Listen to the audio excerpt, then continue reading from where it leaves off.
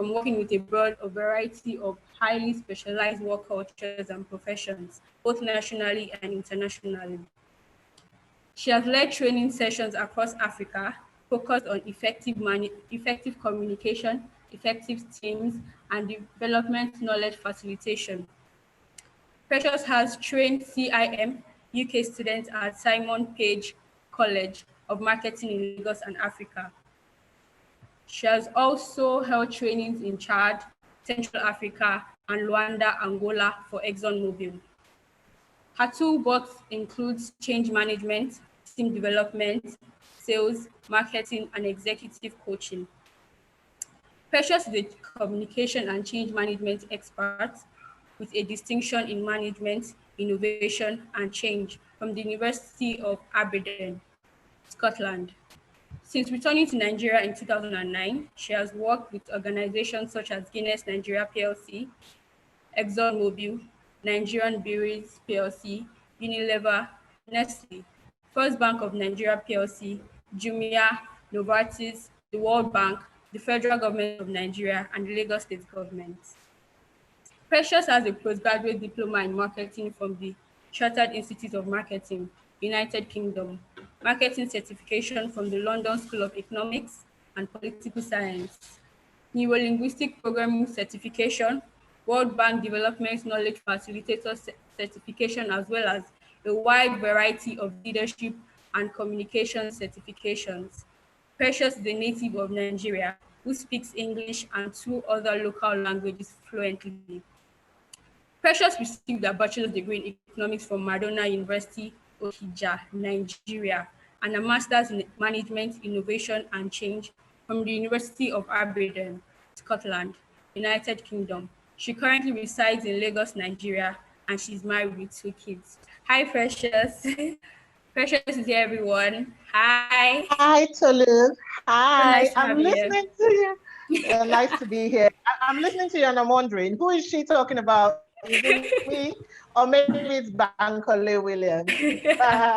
Nice to Nice be to have you, here. Precious. Absolutely.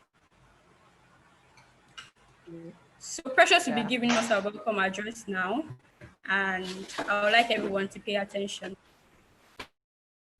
Great. Okay, so welcome to what I know is going to be an unforgettable learning experience. And I'll tell you how I know that. I got a lot of feedback yesterday from people who attended. And what we are hearing is this is the place to be. So you're very lucky. In case you're living under a rock, I assume not, but just in case, there's such a thing called COVID-19 that happened, and everybody globally had to be forced to sit at home. I didn't think the day will come where my husband and I will work in one shared office, one shared space, peacefully, I must add, and have children, littered all over the place. But that day happened and it came. And so many people, so many young people are asking questions as to what does COVID-19 mean for me? I remember when COVID started, messages of rapture taking place went all over Nigeria. People thought the end times were here surely. But sadly, or maybe luckily, we're still here. So it means that thinking must continue to happen. Tolu did a very rousing speech. I'm not sure that she was talking about me.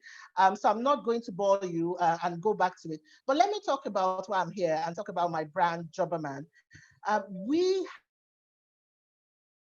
have a unique task to upskill 5 million young people and place 3 million in gainful employment, dignified work in the next 5 years. And question becomes, how do you create opportunities for 3 million young people in COVID times?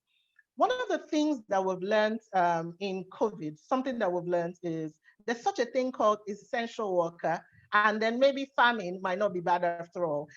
If we have any positives out of this, it is that it is finally cool. And that's my child, by the way, just talking about the future of work now. Yeah, so it's finally cool to be, yeah, she's not going away, I promise you. It's finally cool to actually be a farmer or to be, an investor in agri-tech. Why? Because you're an essential worker. Finally, our heroes are there she is.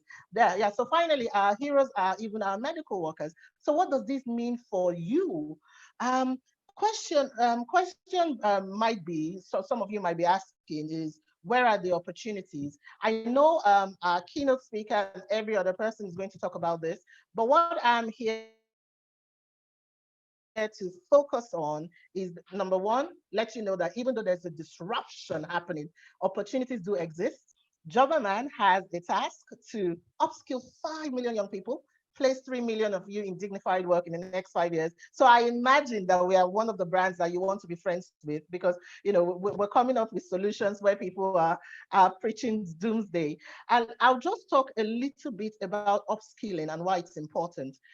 In feedback that you get, I've been a soft skills trainer for over 12 years. Tolu is right. I've trained for ExxonMobil. I've led training sessions in Angola, etc. And one thing that I've learned, whether you've worked in organizations for 35 years or you're just starting your career, something that's extremely critical in how you succeed now is your ability to master what's called soft skills. Someone might be asking, what are soft skills? Somebody said they can't hear, so I'm just going to take this off. So question might be, what are soft skills? Without boring you, I'm just going to simplify it by saying that these are skills that you need if you are going to be able to function in what everyone is calling the future of work. And what are these skills? So at Jobberman, for example, we get a lot of feedback. We have the largest database of whether it be job seekers, over 2 million people, 60,000 and counting employers who are looking for people like you to hire. And what's the feedback we get from them? It's precious. Many of these young people are not employable. Many of our young people are not employable. And so question for us, so we decided to do what's called a skills gap analysis and find out, what are employers looking for that our young people lack? What are these skills that employers need our young people lack? Introducing soft skills. So for example, just little nuances like being able to communicate across cultures effectively. I'll give you an example. I had a training session in Chad, right? And many of you know, extremely conservative society. And even though I was going to train for a multinational, it was very important for me to keep my Omo Eco behavior aside, right? And dress conservatively. Why did I do that? I mean, I could have gone there up gypsy with my shredded jeans and just be cool like we do in Lagos, right? But it was very important for me to be conservative. Question becomes why? Because culture. Because Peter Drucker says that culture is strategy for breakfast. So no matter how much planning, how much strategy you have, if you don't have the right culture, it's going to fail. And when people saw me look like them, and this is me now talking about rapport, that feeling of commonality between two people, it became easier, easier for them to be able to receive my message. So what are we saying? Yes, there is such a thing called COVID-19. Yes, it does look like the future might be a little bit interesting is the word I would use. But if you stick with us, and that's just talking about the Jobberman family, there might be things that you will get out of this experience. So that's my child who wants to be a part of this. Yeah, stream out on YouTube. Thank you, Tolu. Yeah. Thank you so much, Precious. Hi, what's her name? Yeah. Thank you so much. And I like how you ended the welcome address. Culture eats strategy for breakfast. And I think that's something everyone should know. When you're working, when you're going into the workplace, you should try to adjust to whatever is being done there. Thank you so much, Precious. Precious will be back later on during the career fair with Jobberman, and we can't wait to have you again. Thanks so much, Precious. I'll let you go now. Thank you, Tolu. Thank you for having me. Yeah. Okay, so now would be inviting our keynote speaker on stage. We all know the objective of the MTF conference, but for those that don't know, the objective is to increase the awareness and preparedness of African students on all the new and emerging professions in the business world today. And we're bringing in professionals from different sectors to train people on how to bridge the gap. Our next keynote speaker is a master practitioner of neuro-linguistic programming. He's a UK certified life and career coach and a certified management consultant from the International Council for Managing Consulting Institutes. He's also a fellow of the International Management Consultant Certification Board. He's also widely regarded as a behavioral change expert. Bankole is an emerging force to be reckoned with in the field of management consulting, with over 10 years of experience in human resources and consulting fields. He is also a recipient of the Lagos State Award of Excellence in Youth and Social Development. In his quest to understand and optimize human potential, Bankole has gained management and career experience, first at Guaranty Trust Bank, GTB, where he was an invaluable member of the human resources team. While at Guaranty Trust Bank, he discovered his passion for workforce activation and manpower development, which led to his move to the training department, where he also facilitated a number of trainings for staff in the bank. After which, he joined a reputable consulting firm, Visible Impact. Bankole is the founder and principal consultant at LYD Consulting, a firm committed to delivering consulting interventions that lead to transformational change. Bankole Williams has assigned, managed, and facilitated several customer service and personal workplace mastery training programs. He has also facilitated management and leadership retreats for several organizations. He is an expert at delivering training solutions on product lines such as self-mastery, emotional intelligence, executive coaching, change management, business communication, team bonding, superior service delivery, leadership, selling skills, employability, enterprise development, etc. His facilitation skills are no doubt prolific, as he currently provides consulting interventions for banks and different organizations, some of which include the Nigerian Communication Commission, the World Bank, Guaranty Trust Bank, Access Bank, Diamond Bank, Sky Bank, Union Bank, Heritage Bank, Stanbic IBTC Bank, Stanbic IBTC Pensions, First Bank, Fidelity Bank, Oando, Konga, Google, NLNG, UTC, and the Nigerian Stock Exchange, to mention a few. He has facilitated various cultural transformation initiatives for Ashaka Cement, team bonding retreats for Heritage Bank and Stanbic IBTC, executive management retreats for DPR, Eco Luxury, and NLNG. Bankole is also the founder of an NGO called Live Your Dreams Africa, a platform set up to challenge Africans to live their lives intentionally towards the achievement of their dreams. Through this platform, it showcases successful people in different walks of life who have against all odds consciously pursued their dreams to set up enterprises and are today celebrated for what they do. He is the proprietor of the Dream Development Center, DDC, an arm of the NGO focused on empowering youth with knowledge and resources to create businesses in the areas of their passion, thereby solving the problems of unemployment and underemployment. The center connects participants with some of the most successful individuals in select fields who fulfill their philanthropic desires by facilitating courses and providing mentorship and apprenticeship opportunities to participants. Bankole has been hosted on various media platforms, including Moments with Mo and Arise TV. He has received numerous awards for his professional and philanthropic work and as a nation builder. Ladies and gentlemen, it is with great excitement that I welcome Bankole Williams to give his keynote speech. Hi, Bankole. Hi, how are you doing? Fine, thank you. How are you? I'm fabulous. Your profile is amazing. It is amazing. It's amazing. It's so good to have you here, and we can't wait to learn from you and, ask a few questions and get answers to a few questions. Okay. Can I proceed? You can. Yes, you can. Okay, brilliant. Thank you for having me. Well done to everyone who is part of the organization of this program. I do believe that, you've taken time out to ensure that this happens. You guys are the real MVPs. Well done. Well done.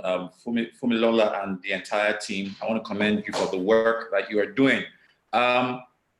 Just to clarify before I jump in, I want to be sure. Can I see the comments of participants, or all out sees the comments of panelists? Tolu, can you clarify that? Yes, you can. Oh, so I can see the comments of participants. Yes, in the chat box. Yes. Okay, brilliant, brilliant. Okay, so thank you very much for having me, and thank you for taking time to read out my profile and all. Right. So today, I hear that a number of the people that I'm going to be speaking to, a good percentage of them are students, but we also have young people here, right? You guys are welcome to this amazing platform, and some of the things I'm going to share with you are so relevant and useful for life, and I believe that they will significantly, help you. I'm going to be speaking on career, and I would share a bit about my own career journey and lessons I have learned from my career journey that I believe will be very helpful to people in advancing in their own career paths. And I do believe that by the time we're done, you will get, some great measure of life from some of the things that I'm going to be sharing with you, right? So I'm just going to share 4 steps or 4 critical things that I believe that are responsible for you to have a successful career in these times, right? 4 primary things that I believe are necessary or imperative for you to have a successful career in these times. And I'm going to be speaking from the perspective of a young person or the youth, because I want to ensure that all that I'm sharing is relatable to you guys, right? So the first thing I'm going to share, the first point that I want you to take out of all that I want to communicate is the fact that it is important that, number one, you expose yourself to as many things as possible. If I was going to use an acronym for what I'm going to be sharing, it will be the acronym EPIC. So the first part is the E, and that is expose yourself to as many things as possible. And I'm going to explain this using my story. I decided to go back to when I was in university, right? And I do believe that, students who probably are listening, majority of them will probably be in university, and there are other younger people who obviously will be out of school, right? But I had to go back to when I was in university and how I got into the University of Lagos and all that experience that I had, because sometimes to be able to identify how people have been able to succeed, you want to look at their history and certain patterns that have existed. So I just looked at my own life and I want to share certain lessons from them. So number one is expose yourself to as many things as possible. Now, I graduated from the University of Lagos, right? They say there are only 2 universities in Nigeria, but I won't go into all of that, right? But I graduated from the University of Lagos, and before I got into Unilag, I happened to have joined a fellowship in school, right? A social gathering of some sort, social religious gathering of some sort, right? And it's that story is another long story. How I got into that fellowship that was on campus before I got on campus, very long story. But I won't go into all of that. Myself and one of my friends, my best friend, his name is O.C. Ukeje. Some of you know him. O.C. is an actor. He and I, right, we joined that fellowship before we got into school.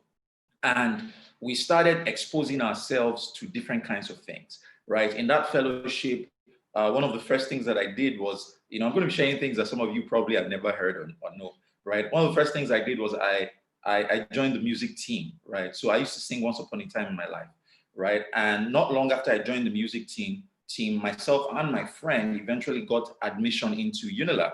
Now, OC's admission was very interesting because I remember that list had only about 6 names on it, right? And his name was on it, and it was the very last list, and he got into school also. So remember what I said, one of the first things we started doing was that we were singing in school, right?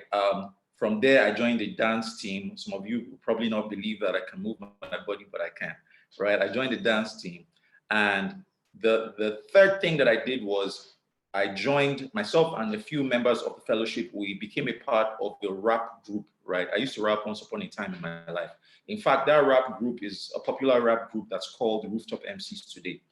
There were 4 of us. We later became 2, or they later became 2, right? And I exposed myself to different things whilst I was in school, right? And whether it is via what you do, maybe in a religious fellowship, or what you are doing by being a part of a social gathering that has, or a social community that has a social cause, right? It is important whilst you are studying that you are not just only primarily focused on getting an academic qualification, but you are considering how you can be exposed to different things. Why is this critical? At the point when people are making decisions as to what career path to chart, right? When you are just leaving secondary school, a lot of people are too young and too naive, so to speak, because they have not been exposed to things well enough to decide what career path to go on. So what I notice people do is that their decisions are predicated on what their parents tell them, or their decisions are predicated on what their peers are doing. So for me, I wanted to study medicine, and the primary reason I wanted to study medicine was my peers, right?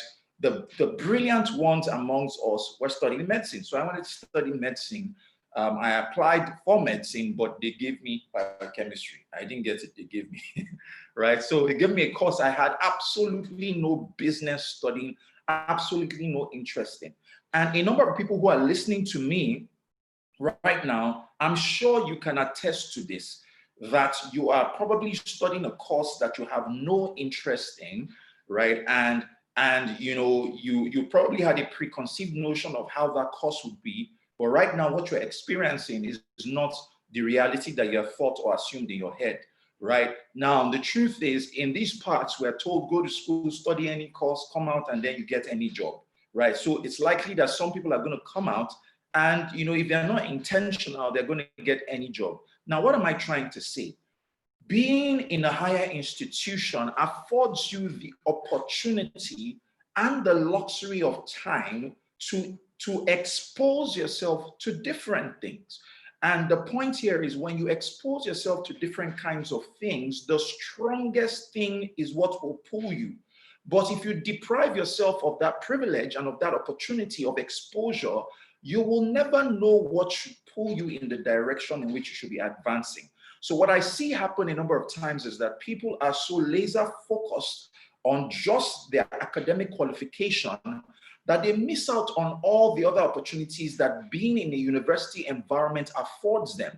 And, you know, looking back and looking at my own trajectory and looking at my own career journey, I see that some of the things that I did when I was in school have literally set a path for me. So I exposed myself to music, exposed myself to dance, rap music, and there was a point in time when I loved the idea of speaking. I'll never forget when I was in my year 3, a gentleman who is my mentor today, Fela Durotoye, came to speak on the secrets of academic excellence, right? Somebody says, Bankole, you cannot see the comments of participants, that's fine, right? So I remember that this guy came in my 3rd year to speak on the secrets of academic excellence. And I sat there in my chair, listening to him speak, and something on the inside of me told me that what this guy is doing is precisely what I should be doing in my life. Because I was a part of that fellowship and I had exposed myself to that quality, you know, of information, I was able to make a connection with what resonated authentically with me. I remember when I joined banking. So when I got out of school, the first job I got was a job in a bank. And I remember when I was in training school in the bank, we had the privilege of having the DMD, who currently is the MD of the bank, Guaranty Trust Bank. We had the privilege of him coming to speak to us in training school. I will never forget something he said that day.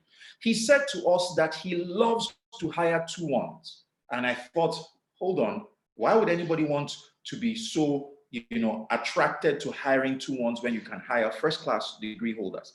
So I was curious to find out, hey, why is that your preference? And he said, I love to hire 2-1s because the guys who had 2-1s were smart enough, you know, to pass their examinations, but they were also street smart enough to socialize, to relate with people. And he said that one of the competencies that's required for you to succeed in your career is the ability to network and to socialize. And sometimes he's found out that people who are just primarily focused on just finishing with the first class, right, and not doing any other thing else, when they come out of school and they have to interact in the workplace and interact with different kinds of people, he found out that they lacked the social competence to be able to thrive in those kinds of environments, right? And this is obviously somebody who has recruited different people. So he was speaking obviously not just from his head, but he was speaking out of experience. Now, this is not to say that having the ambition to finish with the first class is not good. Obviously, I think you should finish with good grades. But the point is that should not be your sole objective whilst you're in school. One of the objectives should be the ability or the potential to be able to expose yourself to many things. You know, when I think about some of my friends who are doing well, who I was in school with, I see that some of the things that they are succeeding in today were things that they got exposed to whilst they were in school. I remember a friend of mine, he and I were in the same fellowship, and he was in the department that was responsible for setting up, you know, the hall, right, that we always used to use for fellowship. He was in that department that was responsible for organizing stuff, putting things together, setting things up. And that's where he started, you know, his event planning, you know, exposure and experience from. He started from there. He eventually, you know, came out of school, got into the banking industry, and today he is the head, right, of the events team, right, in the bank. And he does it so brilliantly well. This is somebody who studied urban and regional planning in school. But I saw him by virtue of exposure, something strong pulled him. And because he pulled him, even though he works in a bank, he has found expression for that which he's passionate about. So I believe that this is so critical, that is important that you are exposed to, especially when you're young, because as you grow older, you don't have the luxury, you know, to be adventurous. But when you're young, you have the time, you have the energy. As you grow older, you have bills to pay, you have responsibilities. You don't have the luxury of time. So now that you are in your youthful stage of life, you want to try out different things, right? And you want to see what in particular is going to pull you, right? And I think that is so critical. Exposure at an early age is critical. You know, when I think of, you know, great people like Tiger Woods, for instance, when we say golf, you know, his name typically is synonymous with golf. Tiger Woods is not number one, but hey, he's someone who has played golf for a long time. Interestingly, I read up about him and I found out that Tiger Woods started playing golf at the age of 2, right? At the age of 2. So what happened? His father understood the principle of exposing people as early as possible to different things, and something will pull them. His father exposed him to football at an early age. His father would throw a ball to him, and instead of Tiger using his leg to kick the ball, Tiger would go and look for a stick to use to hit the ball. And his father thought that, hey, Tiger has a thing for using sticks to hit balls. Let me further expose him to a sport that involves using sticks to hit balls. I have a video of Tiger Woods playing golf at the age of 4, right? His father had exposed him at such an early age to that sport. Small wonder for several years, he was the best at what he was doing. Why? At an early age, he had the privilege of exposure. Remember what I said, the first point, E, right? Expose yourself to as many things as possible. And then the strongest thing is definitely, you know, going to pull you, right? So the next thing, right, number 2, right, is pay attention to your passion. So as you expose yourself to as many things as possible, right, pay attention to your passion and pay attention to what pulls you, right? As you expose yourself to as many things as possible, pay attention, right, to passion. And what I notice a number of times is that some people are exposed, others are exposed, and they are paying attention, right, to their passion, paying attention to what pulls them, right? So back to, you know, my experience in school. Remember what I said, I exposed myself to different things, but I also paid attention. And I noticed that one thing significantly pulled me, and it was this speaking thing that I'm doing today. I told you about the time when I heard Fela Durute for the first time, and something on the inside of me jumped, right? So pay attention to when your baby leaps. The baby on the inside of me leapt. You know, when I saw this guy, I didn't even know that there was a career for speakers. I was curious about what he did, and I found out that he was a consultant. I began to read about management consulting, and I found out that I grew interested in management consulting. Small wonder that today I run a management consulting practice. Now, what am I trying to help you see? I'm trying to help you see that as you expose yourself, you want to pay attention to the moments when your baby leaps, right? Who is living a picture of your future such that when they come around you, something on the inside of you leaps and communicates to you that that thing that that person is doing is something that you should be doing with your life, right? So pay attention. The problem is that a lot of times we don't pay attention. People have been commending you for that thing that you do so brilliantly, and you're not paying attention to the fact that people commending you is an indication that you should explore that opportunity or that you should build the business in that thing, right? People are always coming to meet you to seek your advice in a particular area. People are always coming to meet you for you to help them solve a problem in a particular area. And you are not paying attention to the fact that people demand, your services in that area. What if, right, you could build a business right from where you are in school in that particular thing? The problem is that sometimes we are so used to doing things for free, and we fail to realize that that which we can do for free is actually that which you can charge a fee for. God's desire, one of his greatest desires, is that we can charge a fee doing that which we can do for free. And I'm telling you, whilst we are young, that's the opportunity to begin to pay attention. Pay attention to where your passion goes. Your passion goes in the presence of what? Who is that person that when they do that thing and they do it so well, something on the inside of you leaps, right? What is your greatest frustration? That is also an indication, right, of something you should be paying attention to. Other people are not frustrated by that thing, but for some weird reason, you get frustrated about that thing. Could it be that the reason you are so heavily frustrated about it is because you're supposed to be the solution provider to that problem? Could it be? It's a possibility.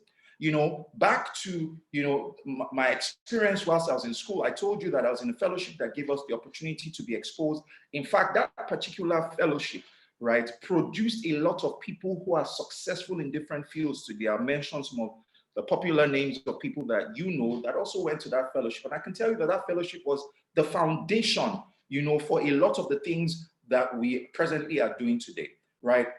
People like O.C. Ukeje, Ike Osakio-Dua, T.Y. Bello, Lara George, these are just a few of the people that came, out of that fellowship. And interestingly, a lot of the things that they're doing today, they started it then, right? So I'll use Ike, as an example. I remember that back then in school, Ike used to complain about how on-air personalities sounded on radio.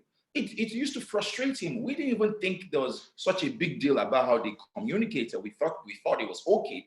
Ike was so frustrated about it.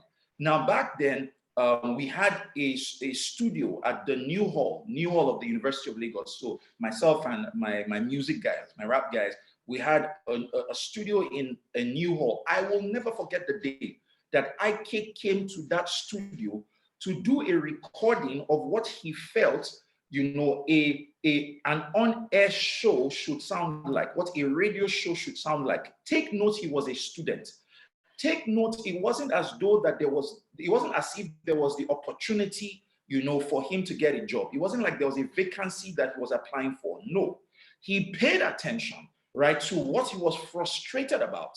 And he decided to create and curate something that he thought was a solution to that problem. So I remember the day he came to do the recording, and then when he did the recording, he now sent that recording to different radio stations. Small wonder he is actually a force to be reckoned with, right, in presenting today. It started from when he was in school, right? He exposed himself to different things, but guess what? He not only exposed himself, he paid attention, right, to his passion. Right, he paid attention to his frustration, and he made sure he was a solution provider to that which he considered a problem. So more than ever before in these times, you don't have to wait until you graduate, right, for you to begin to pay attention to the indicators of your passion. No, it can start from while you are in school. See, let me tell you the truth. When I graduated from school, I had 2 job offers waiting for me. Right now, I know first-class degree holders who don't even have jobs. There are not as many jobs as the number of graduates that universities are churning out. That is the reality of the times.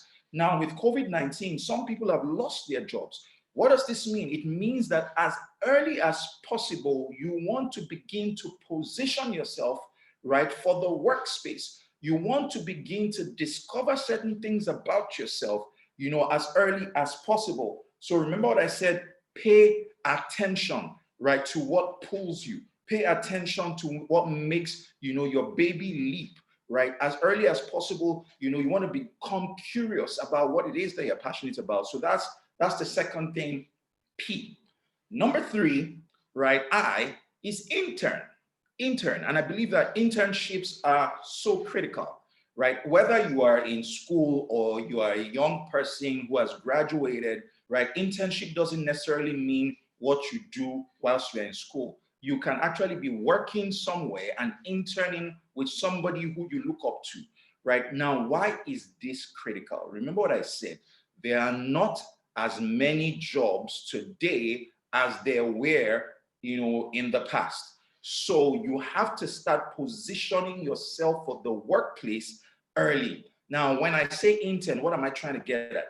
As a student, it is high time you begin to learn that it is important that you serve.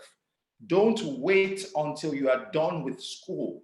Your free time, even whilst you are in school studying a course, you can intern. You can work with someone remotely.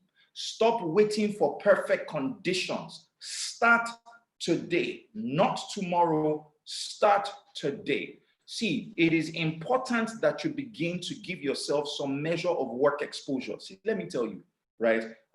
You heard the lady from Jobberman, you know, share, you know, some of her experiences and things like that. Let me tell you, the average recruiter, when they are trying to recruit people, they are asking you for work experience. And then the question now is, hey, if you don't give me the opportunity to have this work experience, how am I going to have work experience for the next place that I'm going to go to?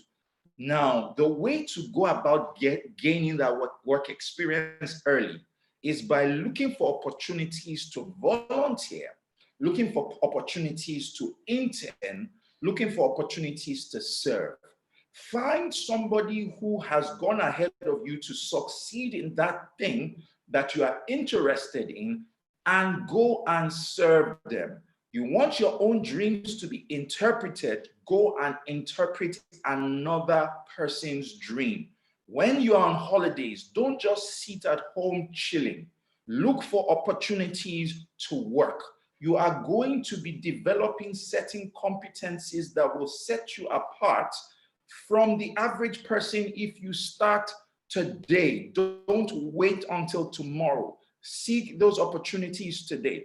You know, I'm reminded of one lady who had worked with me at a particular point in time, and till date, I tell you, she's one of the best staff I've ever hired. And the first time I recruited her, she was in her 3rd year in Babcock University, and she sent me the most compelling cover letter I have ever received. And I'm going to tell you what she wrote, right? The most compelling cover letter. Take note, I was not looking for an intern, but that letter was so compelling that I had to reach her. The same way I'm saying to you that you don't have to wait for there to be an opportunity. You just have to, offer your services. You know, make sure you present value, bring value to the table, and look for the problems that the people that you want to work with have, and look for ways to provide solutions to those problems. This lady wrote this cover letter so compelling. She said to me, she said, you know, Bankole, I know that you're not looking to hire an intern, right? I know that you're looking to hire a full-time staff for XYZ position. But here's what I want you to know. I am at home for 4 months, a ridiculously long time to be at home doing nothing. I want to plug myself somewhere to give value, right? And the reason I'm sending you this message is because I want you to know that I will work twice as hard as anybody that you will ever hire for this position. She said that she will work so hard that when her internship is up, that she knows that I will miss her, right? She knows that the value that she'll bring to the table will be so great and I'll miss her. And to ensure that I don't miss her, she will get somebody who will be equally as competent to hand over to. She would ensure that the transition is seamless. Not only did she say that, she said that she had registered for my conference, Live Your Dreams Africa conference, and that she wanted to give me the opportunity, she wanted to give herself the opportunity to volunteer, and that in that volunteering period, it would give me the opportunity to test all of these things that she has said, right? And if she delivers on her volunteering role, then I should consider taking her for a full-time position. Guys, if you were me, will you not hire her? No, let's be practical here. If somebody brings that much value to the table and says all of that, would you not considering hiring her? Of course I did, right? I eventually hired her as my personal assistant, right? Some people are saying they can't hear me. Please let me know if you can or you can't, because I see somebody saying they can't, right? But if you were me, would you not consider taking someone like that? Guess what?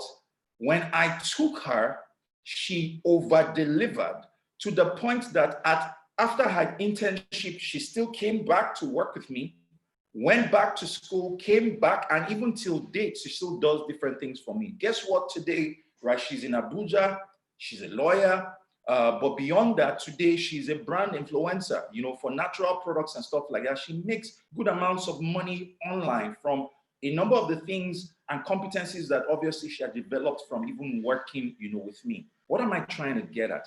Guys, stop waiting for jobs to come meet you. They might say that there are no jobs, but listen to me, there is work, right? Some people say they can't hear me. Please let me know if everything is okay, right? Some people may say that there are no jobs. Tolu, please let me know. Can you hear me? I can, yes, I can. Okay. Some people may say that there are no jobs, but guys, listen to me. There is work. There is work to be done. Find a way to plug yourself to give value. If it means you have to volunteer and you don't get paid, right? Take up those opportunities and listen to me. Be the first person, right, to resume there when you get the opportunity to work. Be the most hardworking staff. Be the last person to leave. And tell me if after that duration of your internship, you want to go, that they will let you go without offering you some money. Did you hear what I said? Right? Be the first person to resume, be the most hardworking person, be the last person to leave. And tell me whether after the duration of your internship, you say you want to go, they will let you go. The point here is in these times, you must find ways to plug yourself, right, into something. You must intern, you must be involved. You know, think about it. The systems that work effectively the most in this country that have been transgenerational. If you look at the Igbo, what the Igbos do with their apprenticeship system, where somebody interns over a period of time and afterwards the person sets up a business, that is a system that has worked generation after generation. What does that tell you? There is something about internships that you have to consider. Now, if you have not found the thing that you are really interested in that pulls you, I'll give you a hack. One of the things that you can offer to do, or two things you can do. Number one, look for an organization that can give you that vast array of opportunities. So an organization that will have different departments and will give you the opportunity to move from one department to another. The more exposure you get working in a place like that, the more you give yourself the opportunity to have that pool, right? The second thing you may want to consider is the job of being a personal assistant to somebody who is really great. They say he who walks with the wise will be wise, right? Having yourself in that space where you are connected to somebody who is doing great things, right, will give you the, and that's what, you know, happened to Mercy, who was my assistant, right? That it gives you the exposure and the opportunity to become wise even in your own dealings. So remember, internships, very, very critical, very, very critical. The final one, C, so the acronym is EPIC, E-P-I-C. The final one is contributes to the digital economy. You hear what I said? The final one is contributes to the digital economy. And, we are talking about the new normal of the workspace. Guys, the workspace that we are in, right, is the new normal. The workspace that we're in is the digital economy. And you want to be connected in the digital economy that we found ourselves in. With all that's going on in the world, with the pandemic, with the lockdown in environments, in different places around the world, it is imperative that we have to work from home. Think about it. We're organizing a conference now. This conference ideally should have been a physical conference, but we're doing it online. Why are we doing it online? We're trying to connect, right, with the digital age, right? And you can see that we're still being able to pass information across from the convenience of our homes. Guys, there is a digital economy, and you have to be a contributor to that economy. Did you hear what I said? There is a digital economy, right? And you have to be a contributor. Somebody's asking me, what is the last one? I said contribute, right, to the digital economy. Very, very critical. See, as kids, right, we were told, right, that the world is in your hands. I remember, one of my uncles used to say that the world is in your hands. See, it didn't make sense then. How is the world in my hands? But guess what, guys? Today, it makes a lot of sense because the world is in your hands, in that mobile device that you have in your hand. The world is literally in your hand. You can connect to people all across the globe from the convenience of your mobile phone. You can connect to people across the globe from the convenience, of your mobile phone, right? People are sending some interesting messages on the chat, right? You can connect to your phone, right? From the convenience of your home, right? You can reach people all across the globe. So you need to be a contributor in the digital economy. Did you hear what I said? Right? There are two kinds of participants in the digital economy. There are those who are consumers and there are those who are contributors. Did you hear what I said? There are those who are consumers and there are those who are contributors, right? Majority of us are consumers. All we do on our mobile phones is we consume content. You don't just want to be the person who is consuming content. You want to be the person who is, right, contributing content. So if all you do with your phone is go on people's pages to see what is happening, you are a consumer. But if what you do with your phone is you curate and you contribute content, online, right? You are a contributor to the digital economy. So what am I trying to help you see? From where you are in school, you can be a contributor. This device has become the biggest addiction of our times. Think about it. And if you're listening to me, I can bet you're also an addict, right? Majority of people, first thing when they wake up, guess what they do? They pick up their phone. If you are one of those people, you may just want to indicate and say, I, right? First thing they do is they pick up their phone, right? And, it's almost like you can't help it, right? Let me ask you, how many of you, right, can forget your phone at home and you'll be comfortable for the rest of the day? How many of you can forget your phone at home and you'll be comfortable? How many of you will be uncomfortable when you forget your phone at home?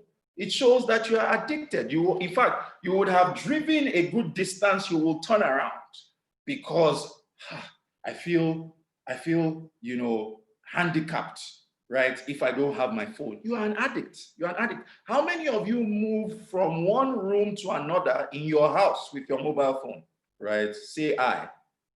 How many of you move from one room to another with your mobile phone? Quite a number of you are saying I. Interesting. How many of you will be driving and then a notification pops up on your phone?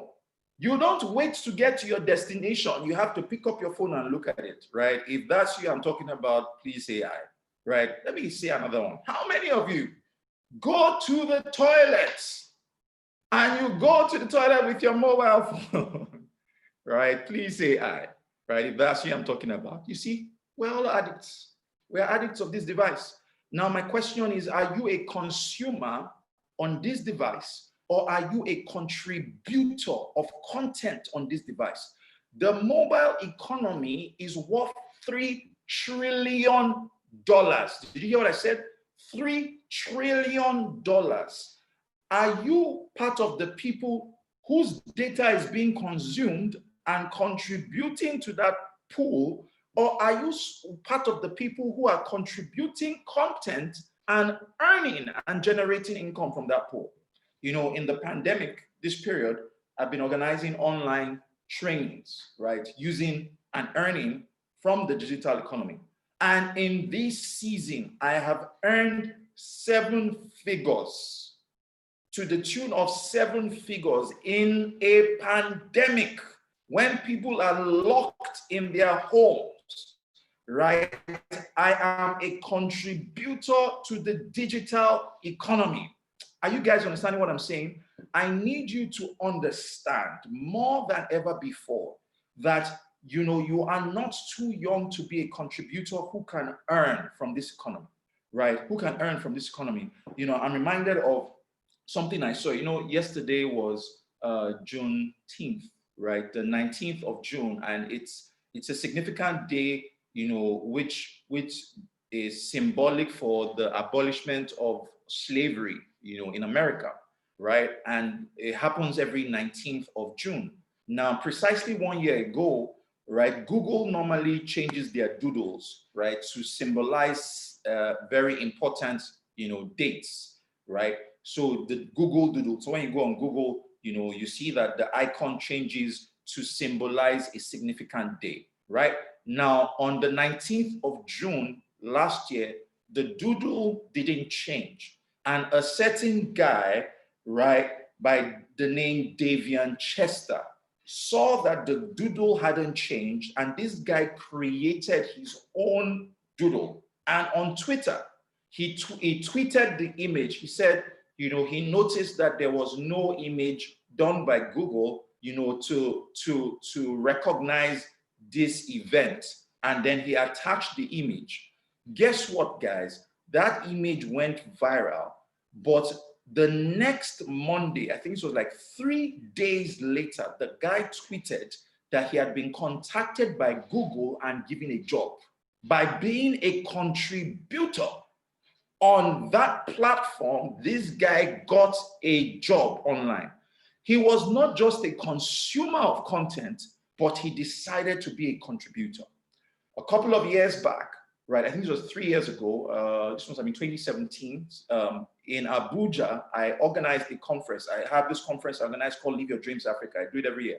I did this conference in Abuja, and we needed some people to come and, you know, entertain the participants. And a guy introduced me to these 2 young ladies, twins, Oiza and May, right? And they were in school, they were in ABU Zaria. I met them, you know, young, you know, very enterprising ladies who have beautiful talent. They sing really well.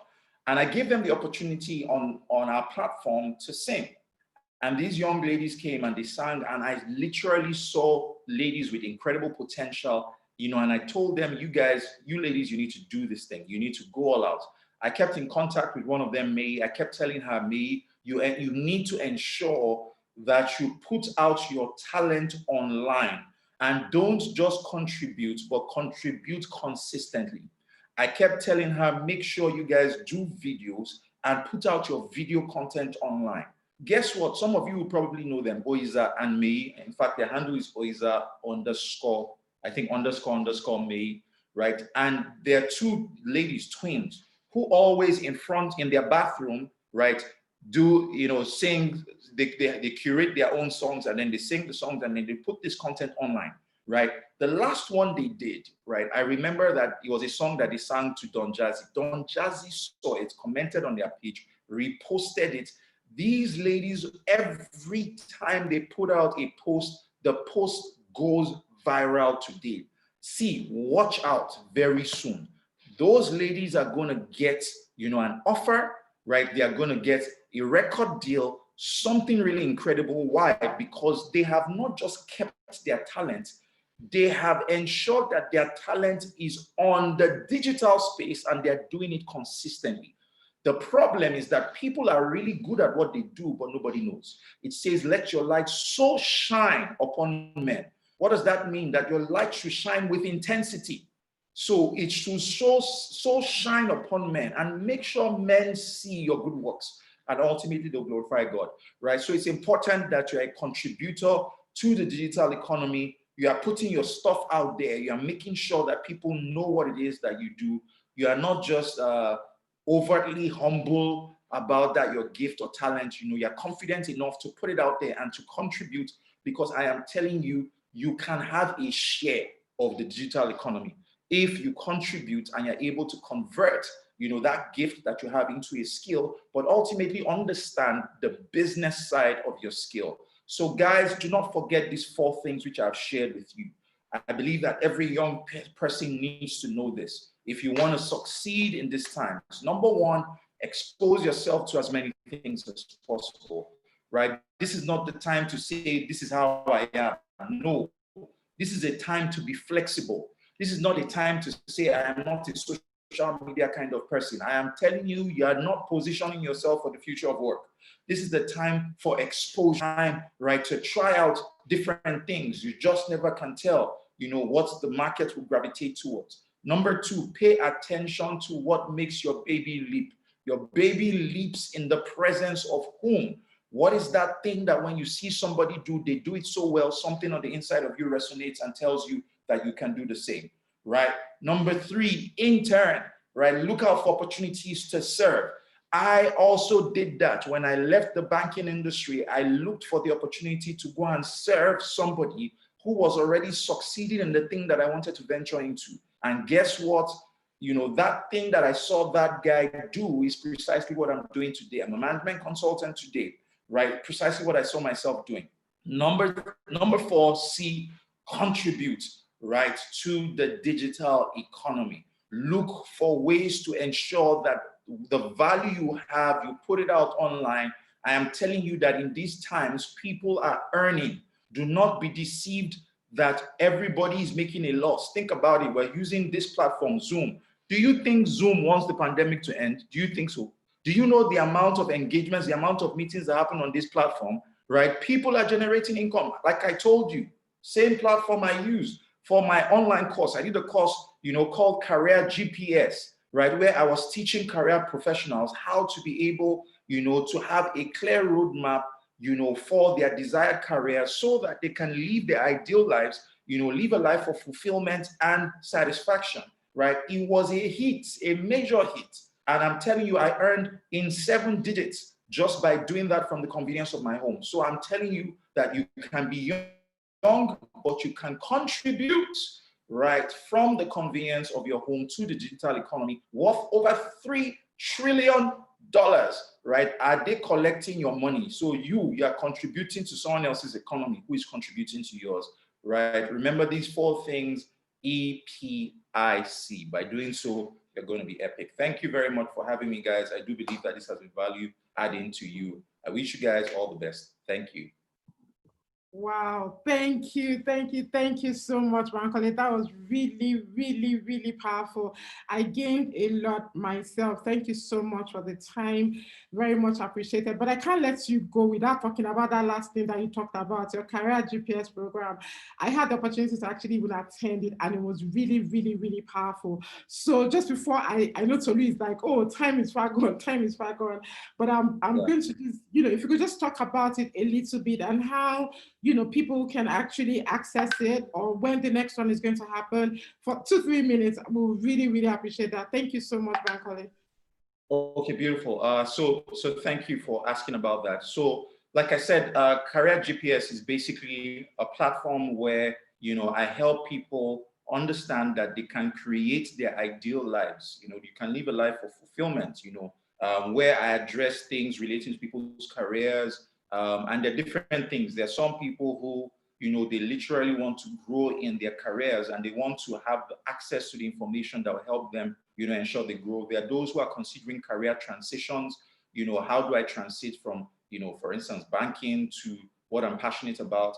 And there are those who want to set up a business, right? So it's a holistic program that takes into cognizance all of these concerns that career professionals have, so that ultimately they can live a life of financial freedom, they can live a life of fulfillment and satisfaction. And I take a number of people on that journey. So presently, there are 2 plans that are available. You can access the course, right? All the content that we have done, right? You can access that content today, right? That course is available. And if you'd like to partake in that, you can just quickly go to my website, www.bankole.williams.com/courses/career GPS bootcamp gold. So there are 2 plans. There's the gold plan, there's the platinum plan. There's a member of my team here, Oge. Oge is going to be communicating that link. It is www.bankolewilliams.com/courses/career GPS bootcamp gold.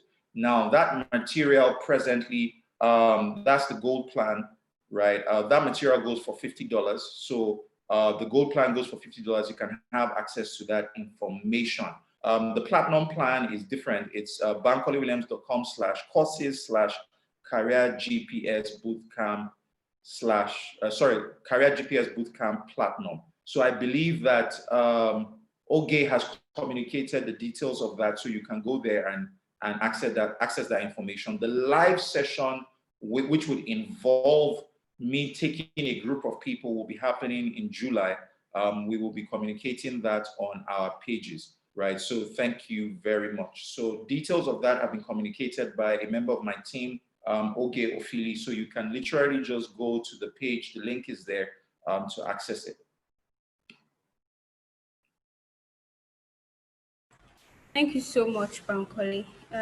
So all the participants, please check the chat box. There's a link there, and then the details are also there. And Bankole would like to let you go, but not too soon. I just wanted to take a few questions, maybe 2. Then I would communicate the other questions to you via email. So someone says, hello, Williams. I'm so glad how much justice you've done to this topic, being a consistent contributor to the pool of digital economy and how to learn via internship. However, there are so many people and organizations currently doing similar things. How do we strategize and position ourselves in the digital economy such that we stand out in this chosen niche? Daniel Ejalonibu. So that person is interested in internships, right? Yes. Beautiful.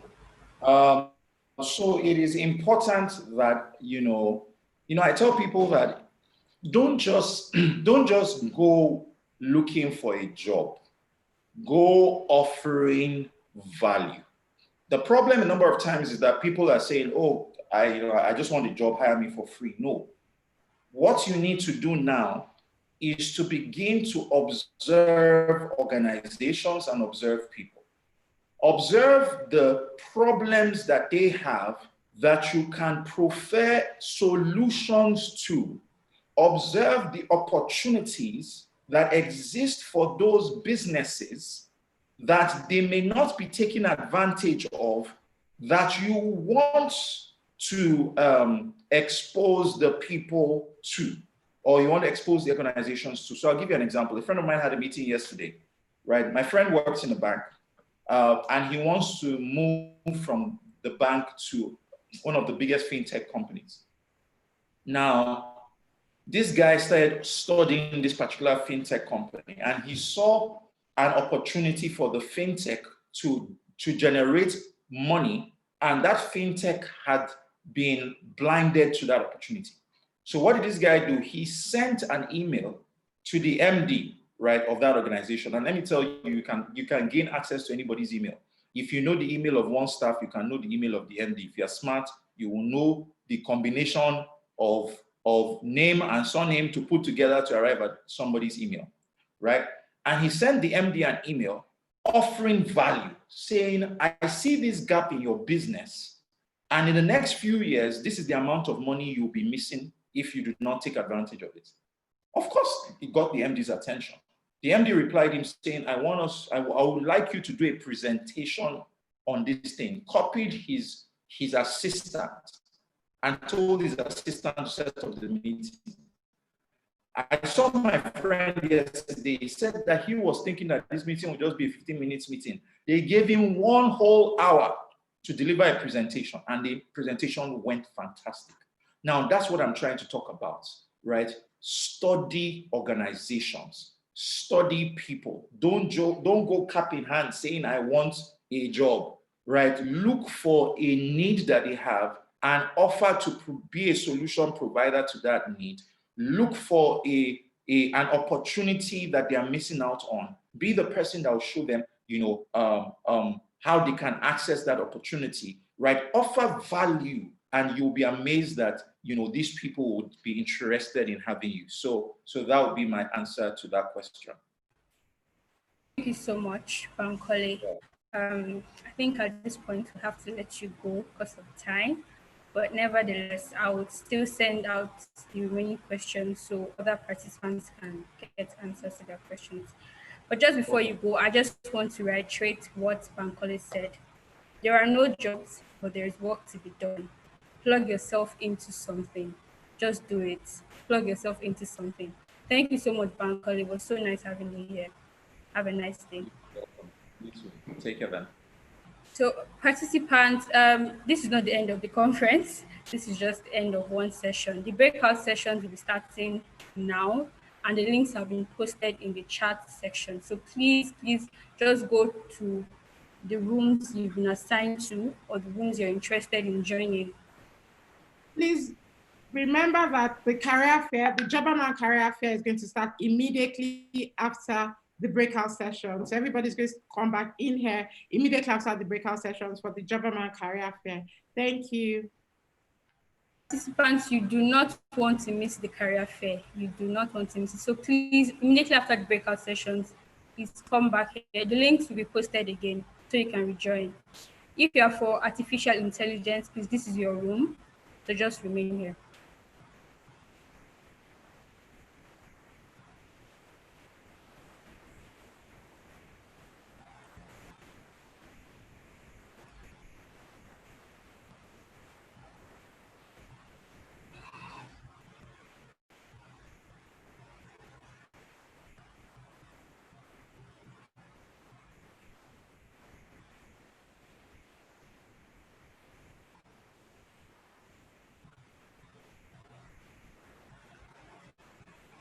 The links.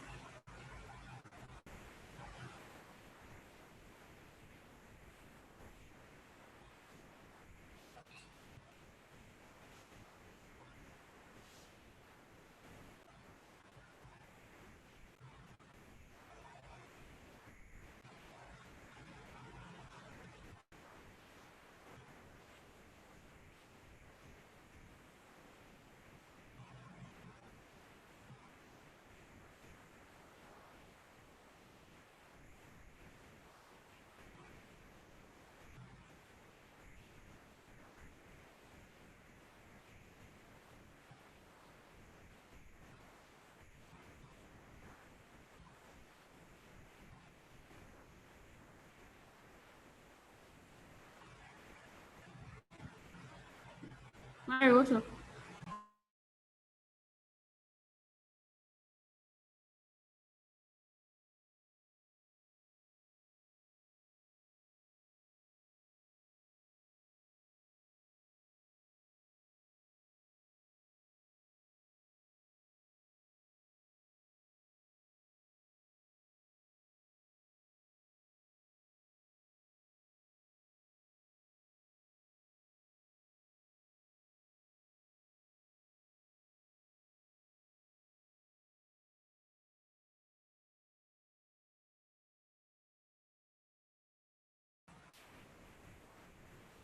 Hi, Blaze. Hi, Tolu. Hi, so nice to have you here. Sorry for keeping you waiting. No worries. All right. So do you just want to dive right into your session and give a brief introduction? Okay.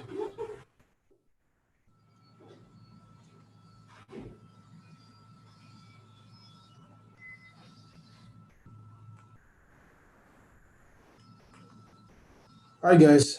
My name is Blaise Abo. I'm the executive director of our data science. At Toro Data, we talk about data. We use data to solve. We explore data, how data can solve challenges, community challenges.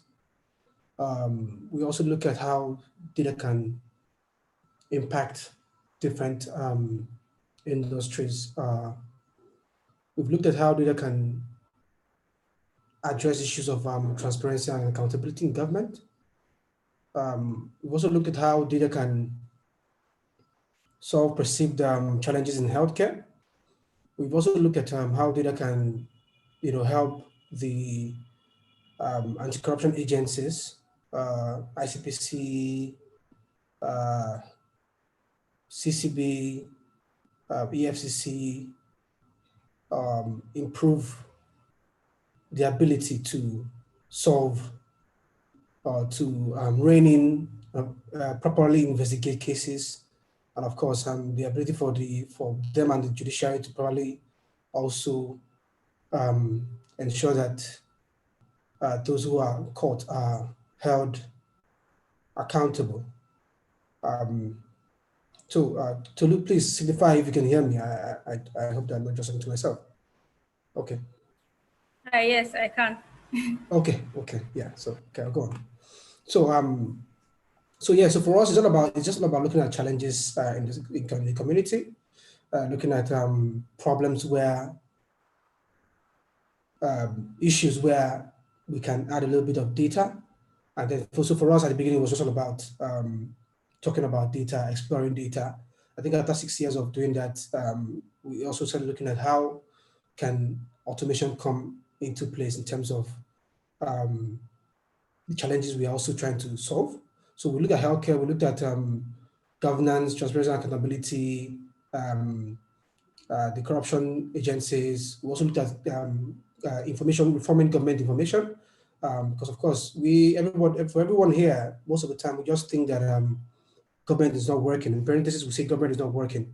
But then, of course, nobody wakes up in the morning and goes to a government website to want to check out what government is doing or government projects. We all expect government or their social media handles to bring everything to. I mean, before now, we never used to have the inflow of government information coming to social media like that. Until they all started having PAs to new media or special assistants to new media, because they also all started seeing the importance of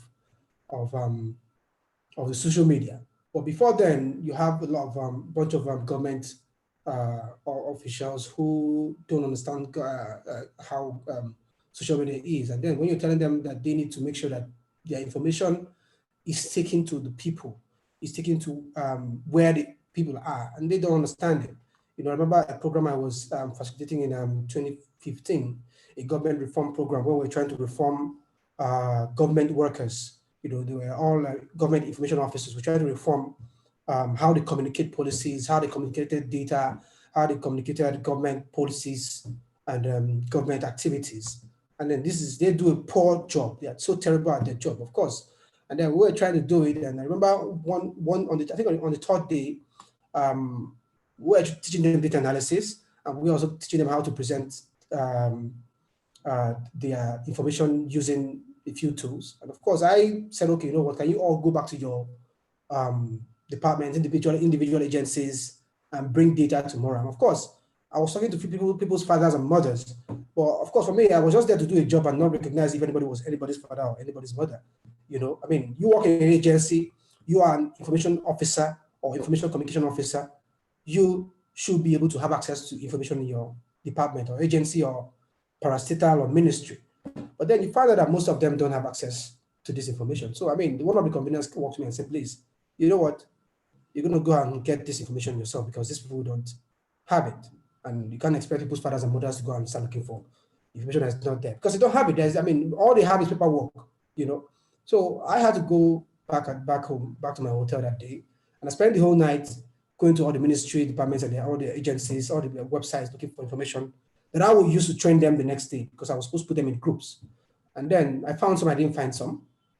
And then I think the next day, I think days after the program, I came on Twitter and I had to rant to the Nigerian Bureau of Statistics, the National Bureau of Statistics handle. And I said, you guys, because then they had what we have right now on MBS is not what they had at the time. Then they had the PDF, just download PDF. So you can only, anything you look for, you just find PDF and you download the PDF.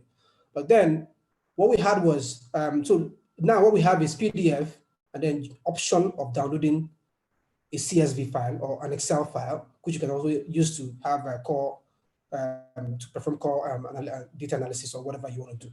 But then we didn't have it. So I had to run on Twitter. And I think weeks after that, they had to implement what I told them. Because I said, the way I see these things is it's simple. I go to a platform, I search for an information.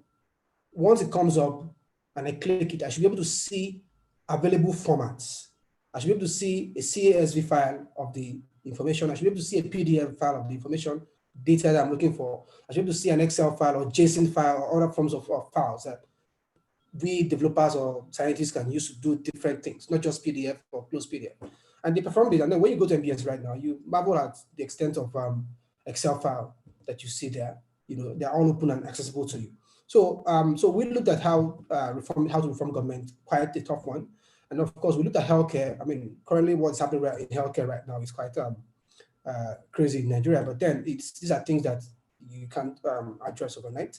You know, then in the last 3 years, we started looking at jobs because I mean, I'm someone who likes to tell myself the truth, and the issues about trying to solve the issues about Nigeria, it's, most of the time it's like pouring water into a basket, you know. So you find out that the first few years of your organization, you're just pouring a lot of water. I mean, there are little changes here and there, but then we looked at how can we do something that we can physically say, you know what, these are changes, these are impacts that we're making, you know, and impacts can go a long way. And so we started looking at employability of individuals, of young people. How can we, okay, beyond transparency, accountability, healthcare, you know, data, how can we begin to empower people?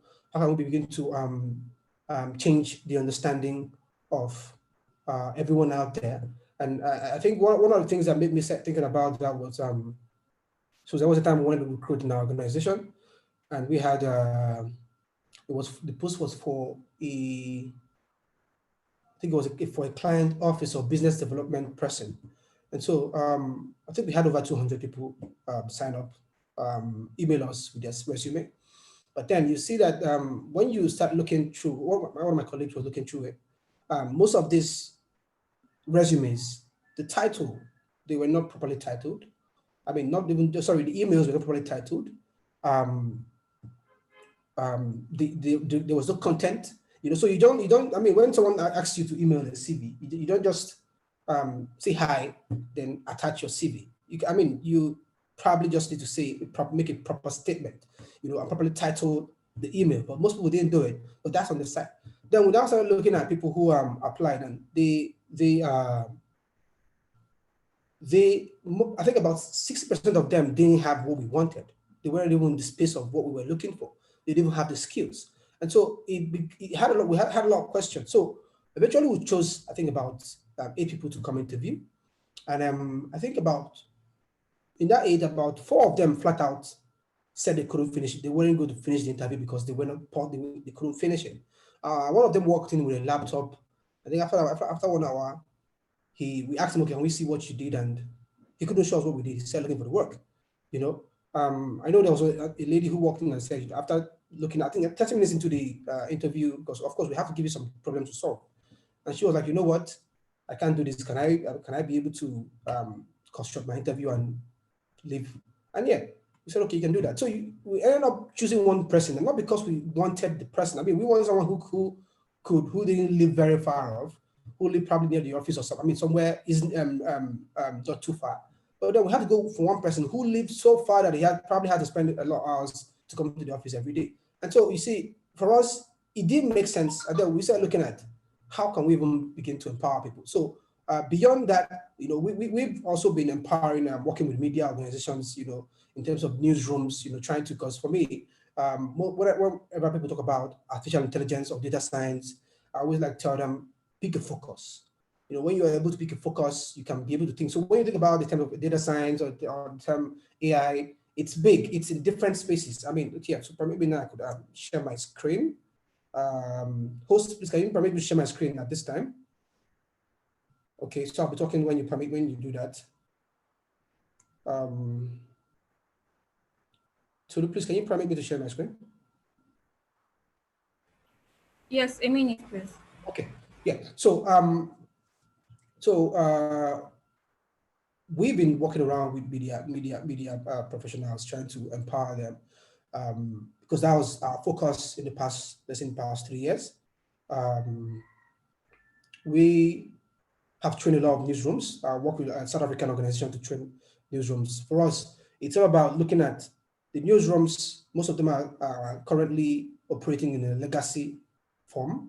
Legacy meaning that the operations is still quite what it was 20 years ago is the same thing right now. What it was 30 years ago is probably the same thing right now. I mean, fine, they probably have been using social media, but everything else is just the same thing.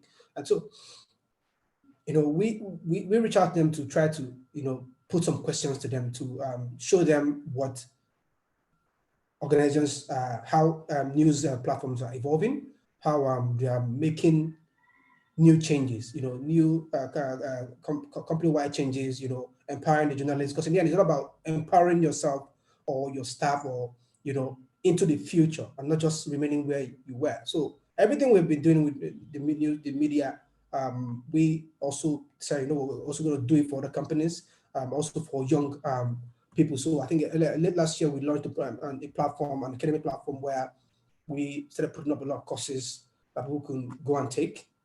Can I share the screen now? Still not yet. Okay, so I'll keep talking. I want to talk. I'm giving you a little bit of overview of what we've been doing and our focus. So most of the time, it's core on journalism, core on media. So we just talk about AI, but I want to be able to share my screen. Okay, yes, I can share my screen now. Thank you very much. Okay. Hi, Blaze. You can share now. Yeah. Yeah. Okay, so just a minute, slideshow from beginning. Oh yes, so late last year we launched, around July last year we launched what we called the Future of Work classes, and because that was when we began to ask questions about young people, not just even young people, mid-career professionals. You're out of school and you're trying to look for how to get a job. What do you do? Or you're not yet in school, but you're asking yourself if school is good for you. Because I'm telling you that if I probably knew what I mean, there was no way I would have known what I knew now, before I went into university. But if I did, I probably may have made other choices, because I'm someone. So the reason why I started doing this was because I saw how I was able to change into what I became today. So I finished. I studied engineering 5 years in school. Of course, I had an extra year. An extra year that I had in university was simply because a maths 102 second semester maths course that we had, they didn't show us the results until our 4th year. So you see how school ends up putting you in a box. We didn't see the results until our 4th year in university when we were heading into 5th year. So I had no choice but to have an extra year to write that at 102 and of course pay an extra school fees. And I ended up coming out of university and then of course studying metallurgical and materials engineering, a course that I probably didn't want. I wanted mechanical engineering, but then of course they find a way to split it and then push us into metallurgy. But then I spent 6 months, 7 months looking for work in that same space and I couldn't find work. And then it being that I've always been a creative person, I've always been a poet, a writer, a painter. I did a lot of paintings back in the days. I did a lot of graphics. I mean, I've probably been doing graphics design as far back as 2001. And then let me just change my CV, my resume to graphics and see. So I changed my resume from the graphics design to from the engineering that I studied to graphics, and I put up some of my works there. And then in less than under 3 months, I got a job, a consulting job indicated that, And then that work was what marked the beginning of my career success. So I started evolving from then on, from graphics design into overall creative directing to publishing. Then I also moved into from publishing, I went into web development. I had to learn web development. That's the point in time I said, you know what? I asked myself, what was the future? What was the future talking about? And then I was when we're hearing about the big data, as far as 2011, 2012, we're hearing big data, and we didn't know what it was. And so for me, it was all about, okay, how can you learn this? Can you learn this? And then perhaps you can be in 4-5 years, you can be an expert. And so I woke up one morning and stopped everything I was doing. At the time, I was doing publishing and a bit of web design. And I stopped it. I had a business platform at the time where we published a lot of business stories and startup stories. And I just woke up one day after 2.5 years and I closed it up and started studying data science. And I mean, 6 years down the line, this is me here speaking to you about it and being an expert. So I kind of saw it. And I told myself this is where I wanted to be. That if the experts, if the forecasts were saying in X number of years, this is what the future looks like. This is who will be leading the economies, or these are the tools or technologies or verticals that will be needed most. I told myself I wanted to be there, and I didn't want stories. And somehow I got there, and we're still doing, and we still keep on trying to be to be competent in what we do. I mean, if I just sat back and say, you know what, let's still keep seeing if we could get this job in metallurgy. I don't know how that would have panned out, but I mean, I'm glad for the way everything turned out. So let's look at the insight on the future of work in Africa. So you see that that between 2000 and 2008, about 73 million jobs were created, right? And 22% of this were filled by youths. So you can see the source, AFDB 2017. Now, you can see that each year, 10 to 12 million mostly educated people enter the workforce, but only 3 million jobs are created yearly. Now, the thing about young people is, so like I joined in when the last speaker was talking, and I kind of like a few things that I heard, because the thing is, a lot of young people walk into job spaces and they don't think about, they think about, I just want to just come and earn salary and I just go. And for the employer, they think about what are you bringing to the table? What is this person bringing? What value are you bringing? What exceptional abilities do you have? You know, I told a friend of mine sometime last year, I said, every year you ask yourself a question, or every 6 months ask yourself a question. Have you learned something new? If you're working for someone, what have you learned that makes or should make your position different? Your position means where you stand in the company, where you sit in the company, how much you're earning. If you're earning 1 naira, for example, what have you learned in the past 6 months that when your boss or your supervisor says, you can say, oh, you know what, you're doing something good. And then they can even be afraid that you may want to leave with that skill. And they will want to give you more stakes in terms of salary or anything else, or benefits or bonuses to keep you. What have you learned? So these are questions I ask people, and I tell people to ask themselves. You know, so for me, every time, every 6 months, every 1 year, I even Google myself, I see what I've done, and I try to learn new things. And so these are the things. So a whole lot, lots of young people, they do not have jobs. Some of them, most of the time, it's probably because they don't have the skills. Most of the time, it's probably because they didn't learn the right things, and also because maybe they don't have the right, let me see, maybe they're not in the right circles. And of course, how can you be in the right circles? Because at your young age, most young people are probably still, what would I call it, still thinking about maybe mostly having fun and so many things. And, you know, and then you probably wouldn't be thinking about the next person who's going to mentor you, or who's going to give you a job, or where you're going to do like maybe free IT or something, even if they're not paying you. You know, so these are some of the things, and then these are things that are making a lot of young people stay at home without jobs. Yeah, there's no jobs, but then there are jobs. The question is, do you have the skill? Do you have the abilities to meet up the jobs that are available? And these are the questions. So you see, so let's look at unemployment rate in Nigeria. It increased by 23% in Q3 of 2018. And of course, look at 22%. Just a minute. Unemployment rate in Nigeria averaged 20% from 2006 to 2018, reaching an all-time high of 23.10%. Now let's look at AI. So we're gradually entering AI, and of course, so you can see that globally, it's going to create 58 million jobs. Now, the question every person who sees this should be asking themselves is, how can I fit into this space? If in 2-3 years, AI is going to create this, how should I be one of those people to get this job? How can I get this job? These are the questions. And this was the same question I asked myself in 2011. If they say data science is the future, and the data is the new oil, in 2, 3, 4, 5 years, how should I position myself to also be a data expert? That was a question I asked myself. And somehow, I just kept on working. And, I'm not there yet, but I think I'm not where I was. So let's look at the market of the AI market. So you can see the revenue is valued at 3.5 billion, because almost every, just like data science, almost every industry can benefit with AI. Now you can see that the same revenue is predicted to reach at $26.4 billion by 2023, with an increase in the compound annual growth of approximately 40%. Now, when people ask me, talk about AI, and they ask me, okay, what jobs do you see? What jobs do you think will be in demand? And so you can see on my screen, everyone right now, you see a lot of young people who have gotten the memo, trying to become machine learning engineers, because in the end, that's what it is. So you see where the world started, talking about leading into AI was data science.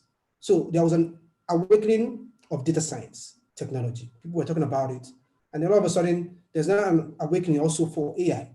And so you see, it's something that it's more like it's a number that is being counted, 1, 2, 3, 1 being perhaps data science, 2 being the AI.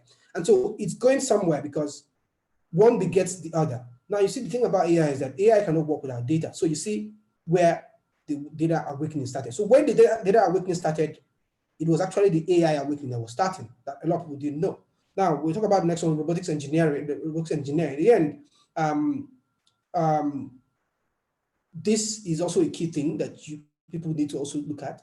We have computer vision engineer. So when you talk about computer vision engineer, so you think about we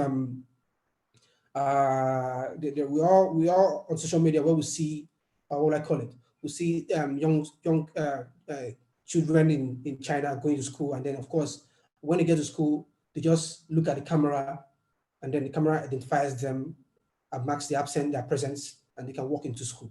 Or we look at also in China as well, where they're using AI to they take pictures of people, and then of course upload the database, and of course people are being monitored for their behaviors and their earning points and so on. And they have these machines that you can't actually commit a crime without the system finding you out. That is the strength of computer vision. Then you have data scientists. That's where we all fall in. Of course, under the data scientists and also under each of these ones, they all have. So under data scientists, you can have the one person who's a data collector, or the one who's a data analyst or data visualization expert, or something. For people like us, it's data analysis and visualization. So it has different breakouts. So we look at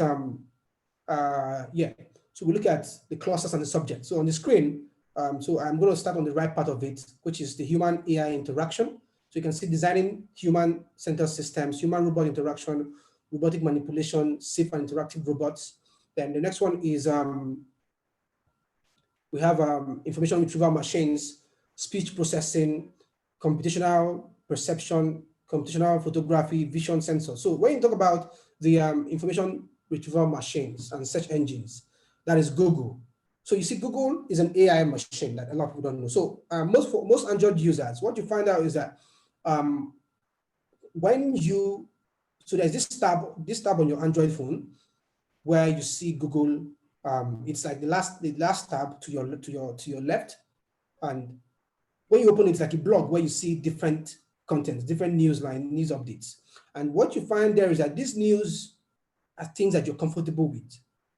You open them and you're like, oh, wow, this is something I want to read. And the reason why that is so is because Google has been using, the algorithm has been studying what you search for online, and they have been documenting, and then they're now using it to serve you information. Do you see now? And so that is the information retrieval and search engine. So they are searching, so when you search, you find, but then they collect the information, and then they also use it to what? Provide information that you want to see. Now, for the next one, we have the neural computation, the autonomous agents, cognitive robots, strategic AI, reasoning for AI, robot kinetics and dynamics.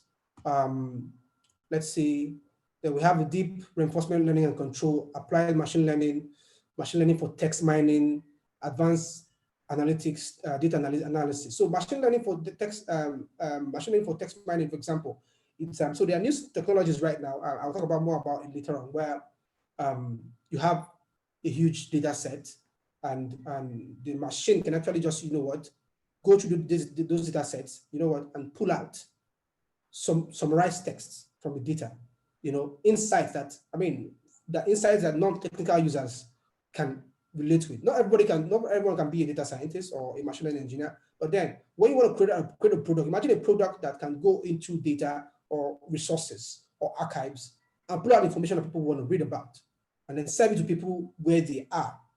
That's a product. That's a skill that you can learn. And so this is some of the things about AI. We'll now look at AI and others. So a bit of introduction. I think I've started introduction. So I talk about computer vision, confirmation bias, the act of intentionally seeking out results that consolidate pre-existing beliefs or hypotheses. So I'll give you an example of this now. So I know of a machine learning engineer that signed up on TikTok. Was it TikTok? Yeah, it was TikTok. So he signed up on TikTok to try to understand how TikTok's algorithms are built. So he created a new account, and then he started following white people with beards. And so what happened was that the more he followed white people with beards, the more the algorithm began to also do what? Show him more white people with beards to follow.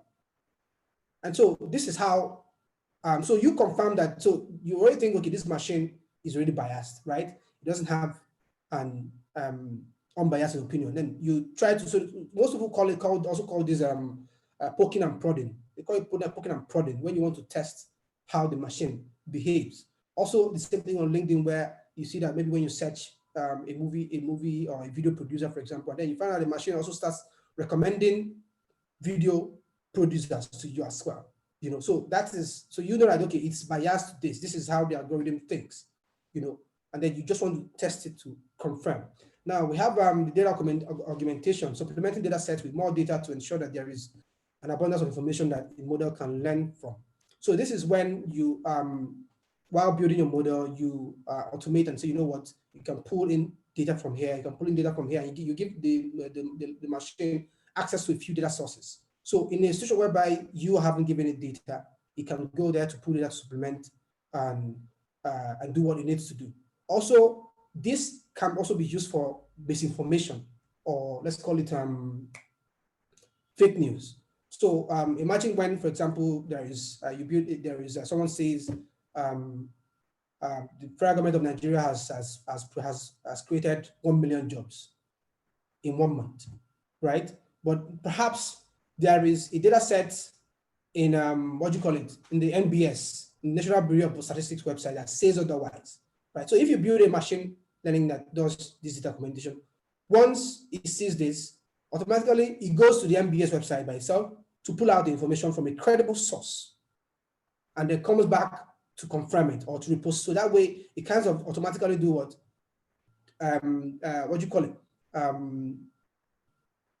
Fact check misinformation or fake news. Then we have natural language processing, using computers to collate and analyze language. We also have, it's not here, we also have natural language generation, where the computer or the machine uses its own, its own ability to generate language and almost human communication, human text or summaries from data sets. That's natural language generation. Then we have supervised learning, unsupervised learning. Then of course I talk about machine bias. So machine bias, so think about this machine bias. I'll give you a simple example whereby, so when you want to go for a loan, you want to take a loan from a bank, you have to fill some forms and so many things. And of course, there are new fintech companies coming up right now. And then these fintech companies, most of them have their own algorithms or building their checks and balances that they use to know if they should give you the loan, right? And so sometimes you have to maybe drop your, what do you call it, your bank statement. So some of them use this machine, and so they use the machine is what decides if you should get a loan or not. So now imagine a case whereby, so this happened to someone, a writer of one of the books I read. The book is called Automating Equality. You can Google it. And so the writer talked about the husband being mugged on his way home from going to the grocery shop. And then the husband got so mugged that he needed about six surgeries to refix his face. And so up at the hospital, the initial emergency payments, the insurance paid the initial emergency payment. But then when they proceeded to surgery, and then the machine, the insurance couldn't pay them. Why? Because they said they didn't have an insurance payment, whereas they have paid, the insurance had paid for them before. So what happened was that a machine immediately flagged that they were trying to commit, what will I call it? Try to commit insurance fraud, because their payment, the amount they were due to pay was about $60,000. And then why did the machine flag that? The machine flagged that because they have just taken their policy 2 months before the event, 2 months before the husband got mugged. Now, nobody could predict that if you insure your car today, that it will be stolen tomorrow or next tomorrow. Nobody will predict that if you get a health insurance, you'll probably get an accident the next week. Nobody can predict. I mean, you can't even, I mean, you don't want that to happen. But then a machine that sees that will say you are committing what do you call it? You're trying to commit a fraud. So imagine the time it's going to take to resolve this particular machine problem. What if your loved one is in a critical condition? And these are the questions when we talk about machine bias and downstream unforeseen circumstances. So while we are talking about AI, we all love AI and everything else, we're also thinking about how do we prevent these unforeseen circumstances from happening. So that is, so even beyond being an AI developer or being an AI engineer, there's also a career in being an AI, what do you call it? People who look at responsible AI, how AI should be responsible. It's a whole career of its own. Okay, so we'll move to the next one. So these are some of the terms that we've talked about already. AI, which is a technique that allows computers to almost mimic human beings, human tasks, human behaviors. Then we have the ML, machine learning, which is an offshoot of statistical techniques that enables the machines to improve attacks with experience. It gets to learn, it improves on learning. And we also have the deep learning, which is made up of algorithms that permit the software to train itself to perform tasks. So now it just begins to train itself based on the pre-functions you've given it. Now, we look at AI in real sense, because most of the time when I talk about AI, I also talk about AI in real sense. And so for most of us who use Google Mail, Gmail, we see that most recently, there is that autocomplete. So you're typing, you're trying to type a reply, and then once you say, okay, you click on reply, and then you say hello. Immediately the machine says, if the person's name is it's Tolu, it says hello. Immediately it shows you a gray Tolu there, and it just expects you to click on it and then approve that that's the name you want to use. And then maybe down the line, it starts to predict some things you want to say. So at a point in time, maybe towards the end of the message, you say looking. The moment it sees looking for, the machine automatically completes it, looking forward to hearing from you. And most of the time, that is what you want to say. So you just click on looking forward to hearing from you. So that way, it has reduced the time you wanted to use to type looking forward to hearing from you about this message or something. It has reduced, it's that AI that, so, and Google has a almost perfect AI that reads all the documents, all the conversations we have on our email, and it begins to try to predict what we want to say.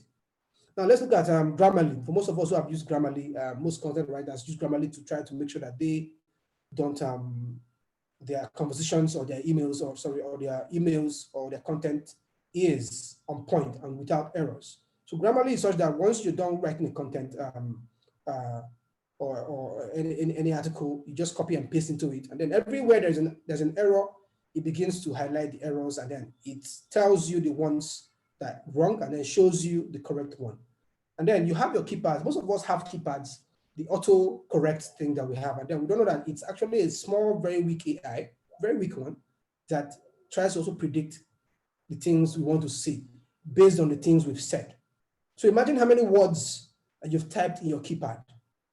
the AI, how many statements you've made, how many smirks you've made, how many laughters you've made. And so most of the time you find that sometimes it predicts wrong. That's why when you see typos, but most of the time it actually tells you the right thing. You want to say something and then it completes it for you because that is how you talk. So that is also a very simple AI that most people don't know exists on our phones. Now we talk about why AI. So the thing about AI, it's helps us automate repetitive tasks. So task of having to type the same thing, looking forward to hearing from you in parentheses, it automates it for us. So almost every sentence that you're sending an email, the machine already knows that you probably made these segments already. You've made segments before because it has the data. And so it's telling you, hey, okay, yeah, this is what you want to say. I know this is what you want to say. Just click it. Because it's a repetitive task. It's something you've done before. Are you following now? So the same thing with let's look at let's say talking about AI in products, for example. Now you look at where, let's say, you let's say for example you get scammed or something, your bank, and then you quickly want to issue a notification to your bank. You probably have to try to start calling them, or you have to start sending start sending messages via Twitter. Or you have to go and rant. Last time that was why I did. I had to rant. And in most cases, for every user, you just want that satisfaction that, hey, this thing happens to me, has happened to me, and I have complained to the bank or to the organization, and they have noted my complaint and they have registered it. That is the satisfaction that we will get from it. And so when it takes so long to reach them, that is the problem. But now that is a repetitive task, because why? It's every day in Nigeria people get scammed. Every day in Nigeria people send money to the wrong accounts. You miss one number, you send money, goes to somewhere else. Now these are repetitive problems. Because why? It is every day. It happens every day. You go to the ATM to withdraw money, and then it debits you but doesn't pay you. It's something that happens. So if it doesn't reverse itself, you see that it's something that is repetitive because it happens to a lot of people. And so imagine something that you can just text and say, okay, okay, this happened to me. You give them details, and the machine documents it and sends you a message and says, hey, okay, I've documented this. Instead of you having to wait to call and then wait endlessly on the phone customer care line, or you go to Twitter to rant, or you send them DM and they don't reply. These are how AI can augment human tasks. Also, you look in terms of people buying online to help people deliver products, automating everything from question and answer. What do you want? What product do you want? How AI is helping people to automate the everyday tasks that they do. Okay. Now we'll look at the next one. Still on why AI, to create progressive learning algorithms. Now, the truth there is that human beings are constantly wanting to create something new, something amazing. For newsrooms, for example, I want to create something that they want to how you read, what you read, where you like to go on how long you spend on articles, what articles you spend more time on. See more of this content, because the algorithm has learned your behavior, and they start to send you more of this content, because in the end, you only want to go to a platform to read what you want. And this is why it's good for learning algorithms. Now, also to analyze more data, more and deeper data. For non-technical users, so you have, because I've trained a lot of journalists, and so most of the challenges is data. Is being able to analyze data. They are just journalists. They're journalists, right? They are not analysts. Only a few of them are. Even the ones that are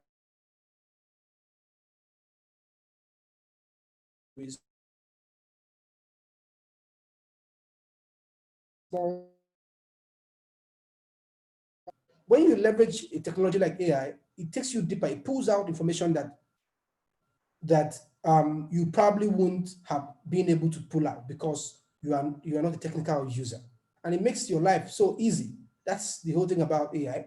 Now we'll talk about achieving accuracy. Right now, all of us, we all use Alexa, we all use we have Siri, we have what do you call it? We have Cortana from Microsoft. And then, so most of these technologies are being built, and they want to build these technologies to see how they can behave like a human being, how they can think like a human being, how they can communicate like a human being. I think there was a time when I think it was Google. There's something they built that had an almost a human voice. I think one of their Google voices. So one of the Google voices sounded like John Legends or something, and almost like a human being. And so we have the groups of the people who call themselves the group of they are more about responsible AI. They said that the AI doesn't need to sound like a human being, so they know when it's not a human being, right? That the machine needs to sound like a machine. So imagine having an AI that builds that you can just talk to, and then you say, okay, you know what? Can you book a hotel for me at the Southern Sun?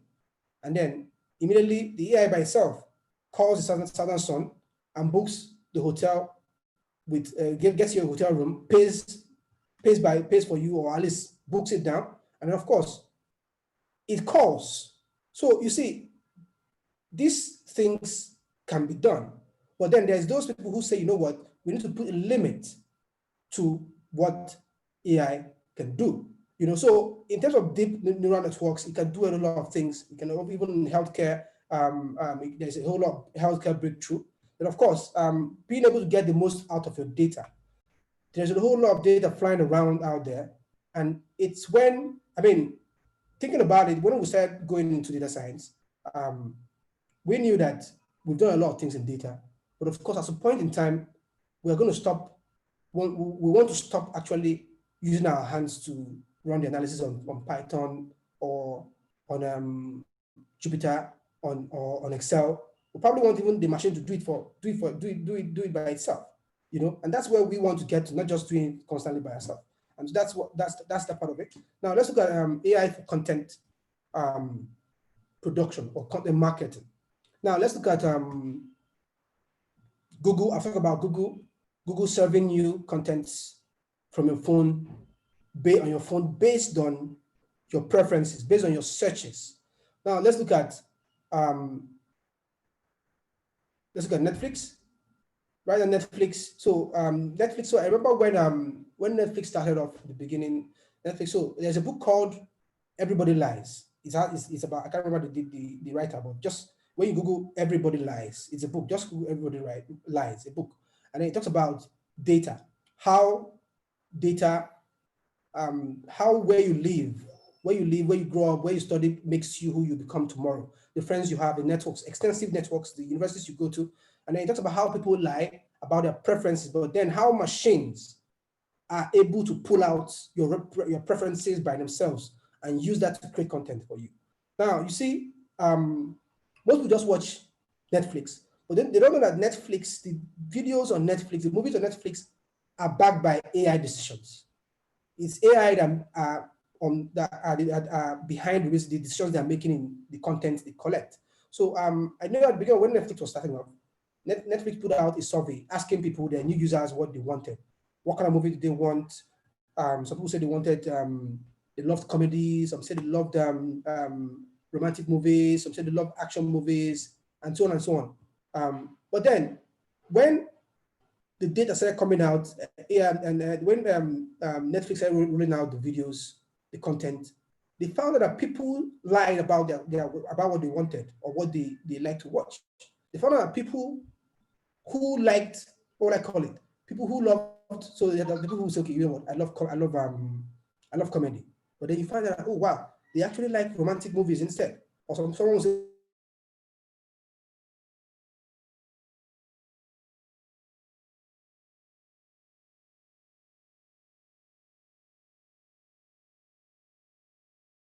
oh, I love sci-fi. Oh, what would I call it? So can you still hear me? So can you still hear me? Hello? Yes, I can. Okay.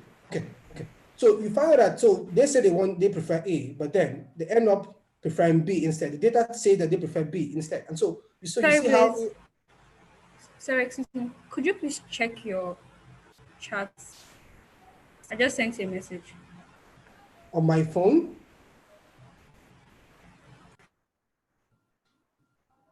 Okay, hold on.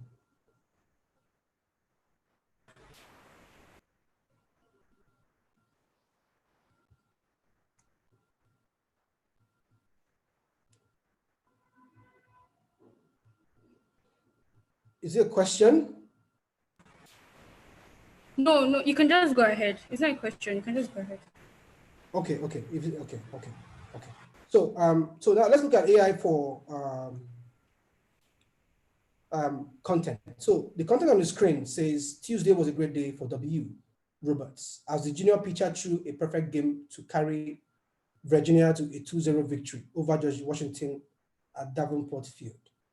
Now, this segment you're seeing here is written by a machine. So I don't know how many of you who have heard of Associated Press, AP, a news platform. So AP has been using an algorithm and AI to create some of its contents for over the past 12 years. And they've been doing a great job. I mean, that thing alone has increased the ability to create content by 200%. By 200%, yes. And so even when you go to Yahoo Sports and you see news like this after football games, after sports games, most of them have been generated by templates created by human beings, yes, but then the repetition of the generation of the news is by the AI. So this AI is now used by news people to create a lot of content, to reduce the time they spend creating content, and then increase the amount of content they create. Now let's look at a different type of AI for chatbots. So what you see here is something we built, I think a year and a half ago, that talk about how to help people switch from one job to a different, or from one job to a different career, from one career to a different career. Say, for example, you studied maybe you studied botany, and then you wanted to switch to what you call it, to data science or programming or something else. So the machine automatically collects. So instead of having human beings to filter, having to use Google Forms and then collect information and you filter manually, the machine collects the information from you and then tells you what you need to learn to become where you need to go to. You want to learn data science, it tells you, okay, you know what, you need to get this skill, you need to get this skill. It lists all the skills you need to get, and then it tells you that to also get this job, you need to finish XS course or XYZ course in 2, 3, 4, 5 months. So that's what something we built, and we're still building it. So this is also an example of AI. So this is a custom news feed algorithm. So it's just like when you look at your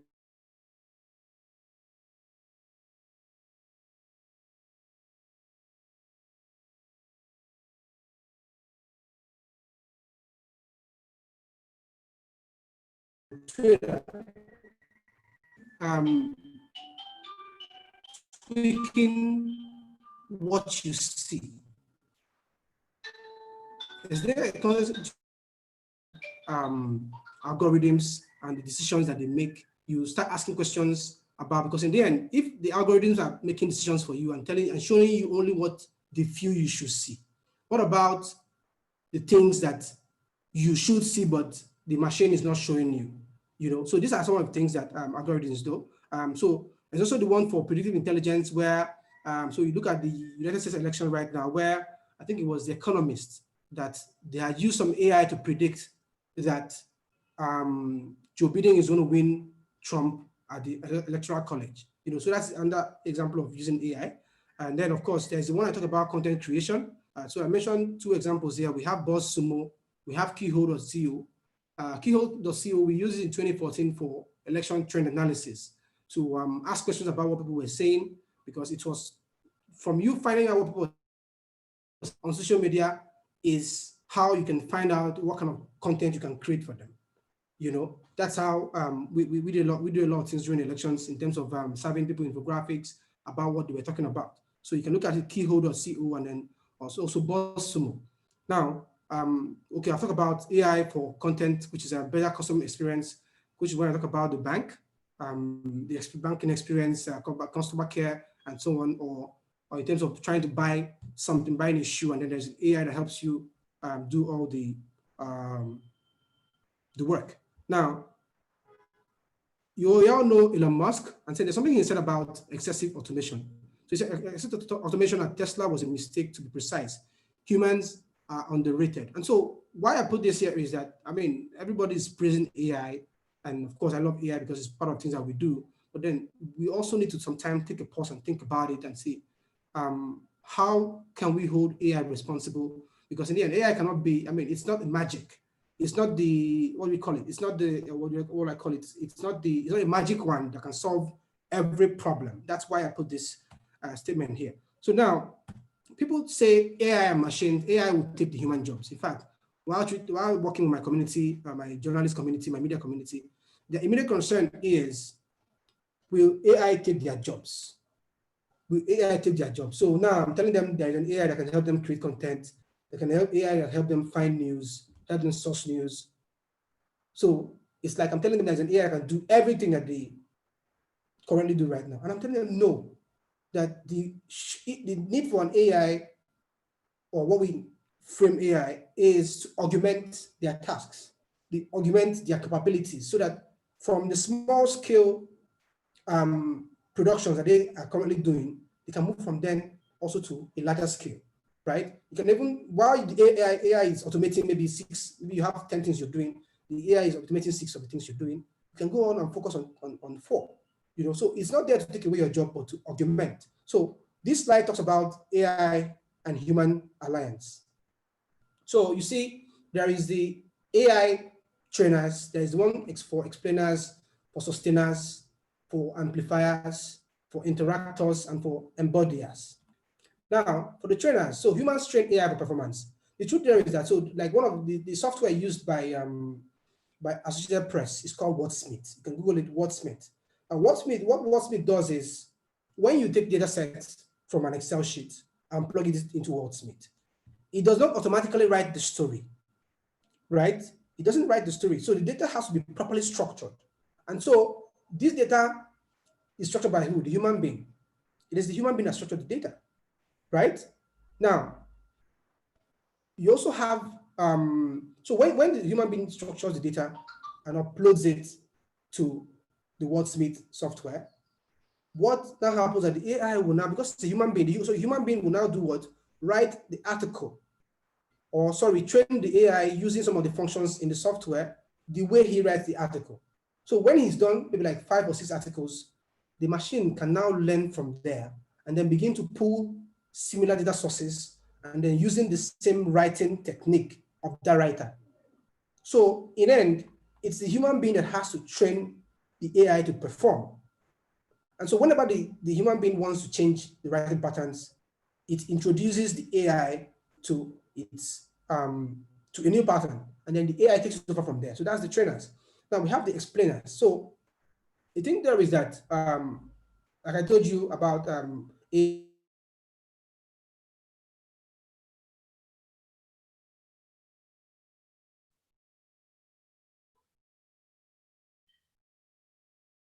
Hello. AI and policymaker, what AI is. Again. Hello. I think. Sorry, what did you hear last?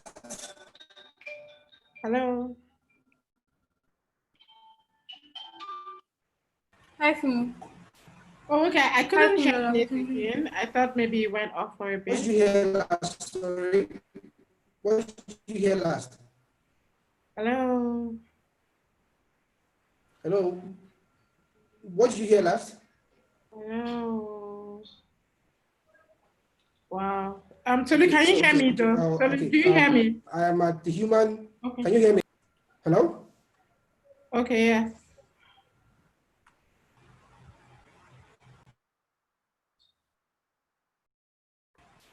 Blaze, could you please check your phone? A message was sent to you. Okay. A text message was sent to you, yeah. Okay, I think we can hear him now. Or Can you hear me now? okay, yes, I can hear you. Okay. Okay. I'm not near my phone, so I don't know. I can go on now. So So I was talking about human-machine alliances. Oh, okay. Human-machine alliances, how, so my community I work with, the journalists, the media practitioners, the newsrooms, they are thinking that the AI is going to take their jobs. Because I mean, if I'm telling them the AI, there's an AI coming that's going to help them find news, it's going to find news, it's going to publish news, it's going to help them understand what people want, then I'm trying to tell them that AI is going to take their jobs. I'm saying, no, it's not going to take your job. It's going to augment what you do. It's going to assist what you do. It's going to help you increase your, whatever it is you currently do right now, from small scale to even a larger scale. Now, so, and this is that's where I'm bringing the concept of the human-machine alliances. Now, I'm saying that AI, the human activity is to lead, to improvise, to create, to judge. The machine transacts, iterates, predicts, and evolve.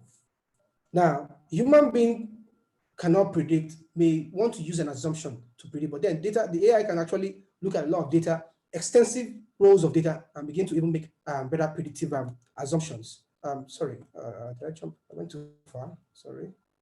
Okay, so I talk about the AI trainers, how the humans can train AI. So I talk about human beings, like journalists who write content using AI. Automatically, it's the human being who will structure the data. It's not automatic. You have to structure it. You have to define the data you want, and then you structure it, and then you introduce it into the machine that is now going to do or learn from a template you create. So you're still going to create a template using certain functions. And then when you create that template, the machine will now learn from that template. So it doesn't, so in no way does the AI working for you or doing all these things take away what the capability of the person, the human being that is there. It's only there to do what? To augment. Now we have the human beings who explain AI. And so that's where we'll talk about people who are in the field of, that have to go into the field of even talking about, okay, you may not be a programmer, you may not be an analyst, but then you may understand deeply how this AI works.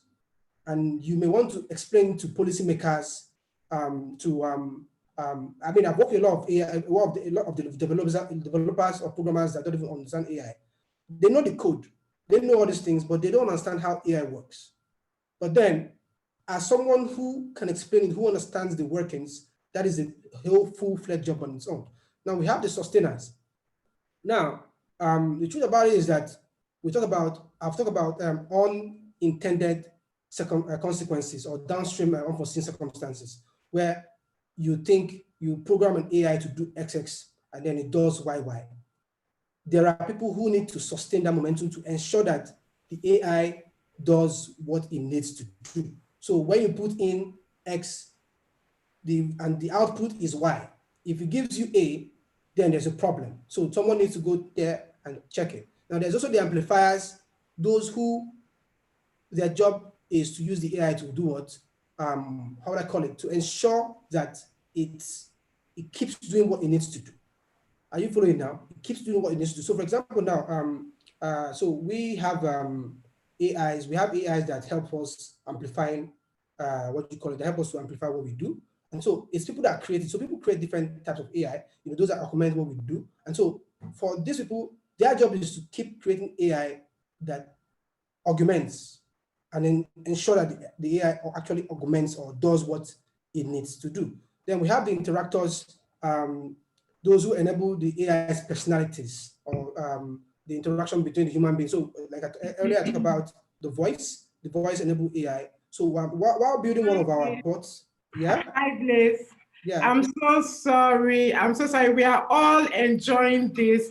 It's been really, really, really, really good. I just wanted to let you know you have like 3 minutes left to wrap up. This is okay. The main I was going to room. ask you. We have like 2 other events still happening, and everybody has left the other breakout sessions that they are here now. So please, I'm sure that we'll be able to, get your slides and share it with everybody, or just find a way for you to be able to interact with all the people that signed up for session data. Thank you so much. Thank you. Thank you. So 2 minutes. Thank you. Yeah. So yeah, so getting there. So so we have these interactors. Then I think this is the last one. So I'll just talk about just responsible AI as the last part of it. So in the end, we all talk about data science as the next big thing. We all talk about AI as the next big thing, but then we don't think about how do we hold AI responsible? How do we hold AI responsible? So in terms of when AI, there's a problem with an AI machine or AI software, who do we hold responsible? Is it the person, the company who creates it, or is it the machine itself? So in the end, it's these are questions. So even this part of it, of holding AI responsible, is also a career. So it could be an AI explainer, it could be an AI someone who tries to hold it responsible. It can even be a designer or an AI engineer.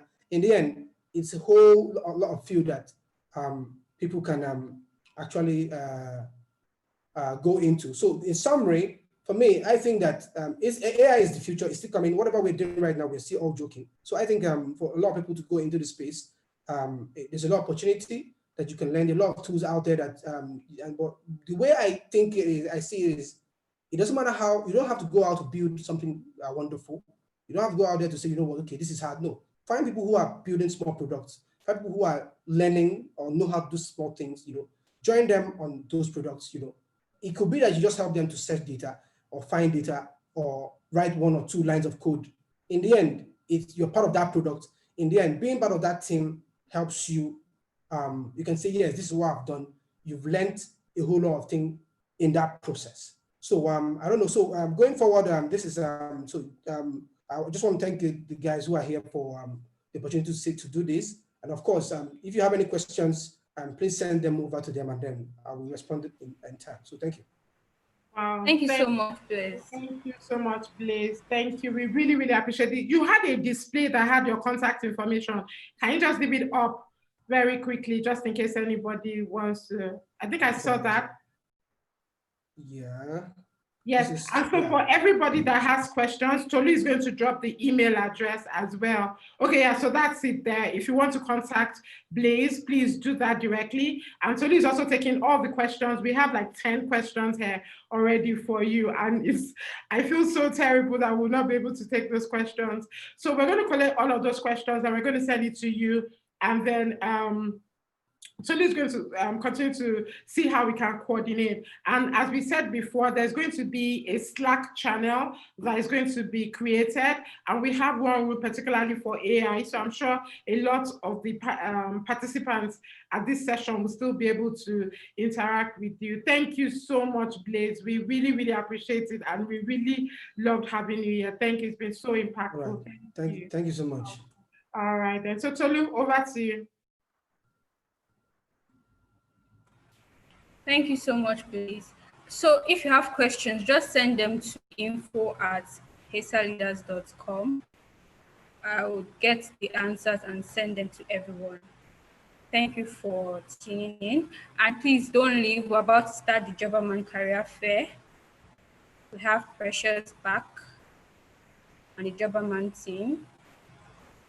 Please send the links to everyone you know. The Career Fair is about to begin.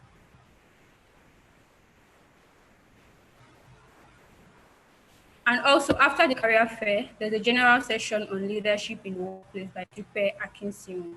So please stay back because it's going to be fun. Stay back. Precious from Jobberman will be here. Okay. Hi, Precious. Good to have you back. Thank you so much. And thank you for what was a very brilliant training, Blaise. I'm sitting down here thinking, am I in the wrong profession? Okay, so yeah. So well done, guys. Good to see all of you. And my colleague Fejiro is here.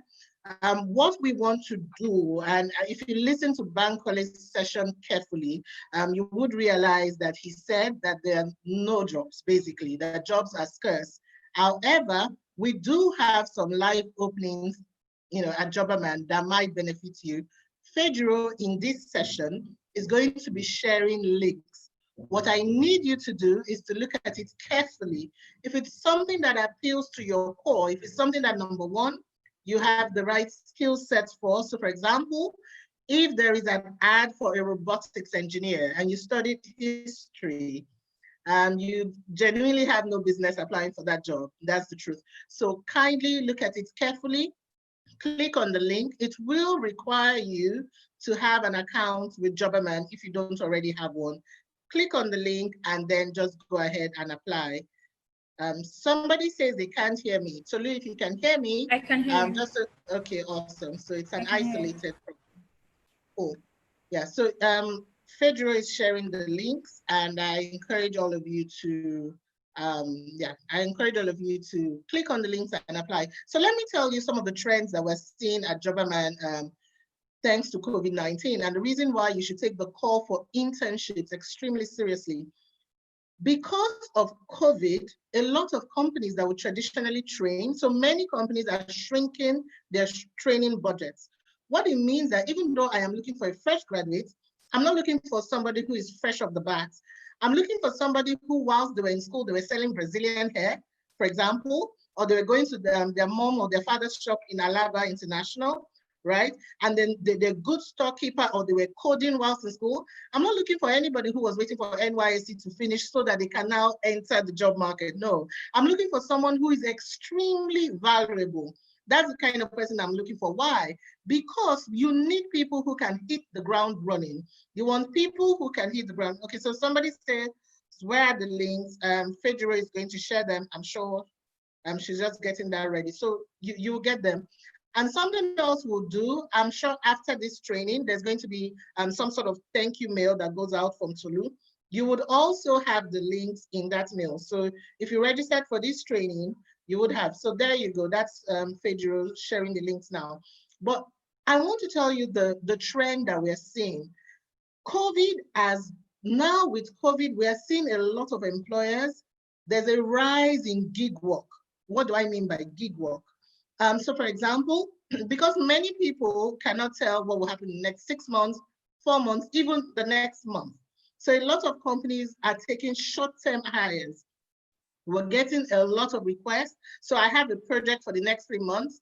Can you get me project managers? Can you get me agents? Can you get me salespeople for the next 3 months? I encourage you, if you're a young person, you want to gain experience, please don't sit down, because that's what some people do. You sit down waiting for the big job, right? I'm just going to wait for the big job. Whilst you're waiting, you can start to do something. We're also seeing the rise of remote work. I have been working from home since March. I've not left this place. So this is where I work from, right? So there's all over the country. What's your skill? What can you do from home? Some of you are excellent writers. Some of you can manage social media handles for celebrities, top business owners. Some of you might be great ghostwriters. The opportunities are in the air, right? Somebody said there are no opportunities because there's COVID. And then I'm talking to another of my mentees and he says, look, like I have so many jobs that I'm not able to keep up with the pace. So again, it depends on where you're looking, right? It depends on where you're looking. I need you to be on jobberman.com. And this is not me trying to sell anything to you. I used to do that. I don't do sales no more. However, I'll tell you why it's very important. I said earlier in my welcome address that we have a MasterCard Foundation project that has tapped us to help create opportunities for 5 million young people. Some of you attending this are beneficiaries of our 6 weeks long free soft skills training. I don't know of anything like that. I used to do that for the banks. I used to do that for multinationals. Now I do it for free in Jobberman. So you can get our training. The next class starts in July for the next 4 weeks and upskill yourself. Question to ask is, why soft skills? I'll give you a very, very quick example. We had an interview, a lunch interview with someone who came. Not only did he find the buffet table extremely fascinating, he helped himself. And before I was seated, he was already seated, very excited, maybe the nice array of food in the restaurant. And he did take takeaway. But guess what? We didn't call him back, right? Because it's just very unethical, it's just bad manners.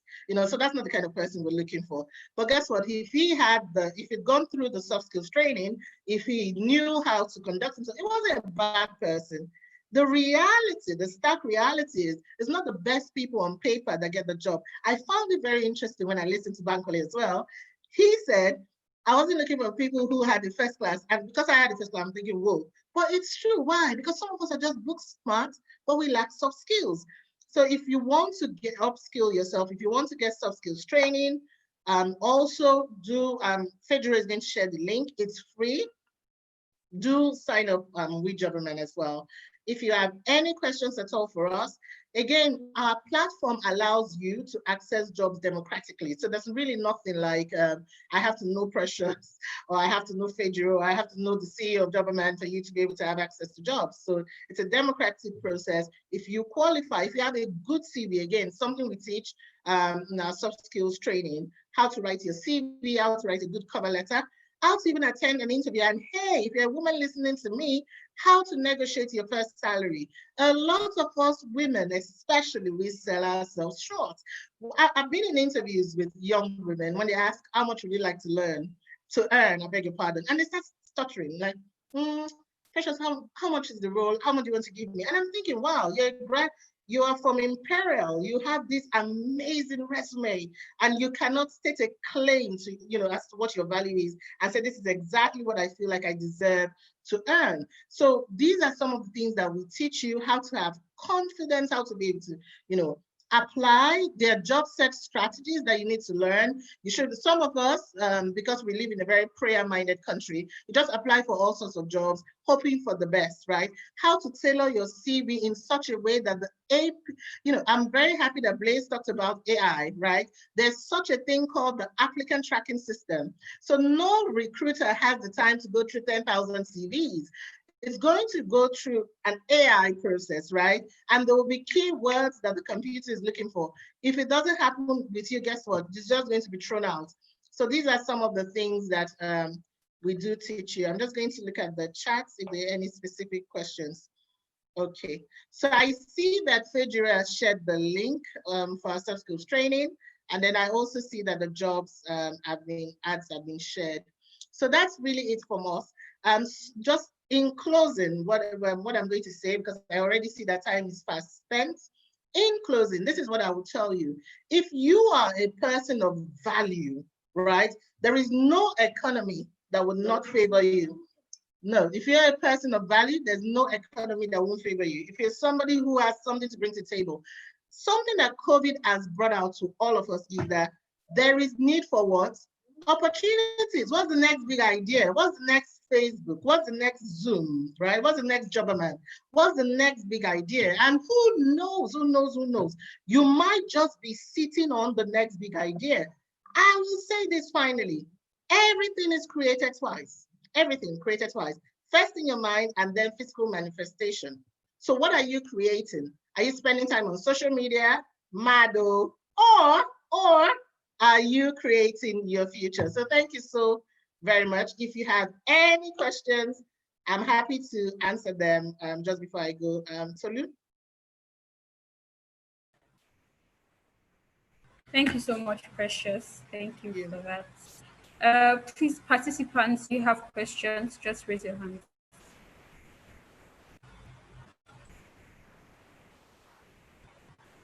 I really want someone to speak. Speed everyone. Hi, anyone with questions, just raise your hand.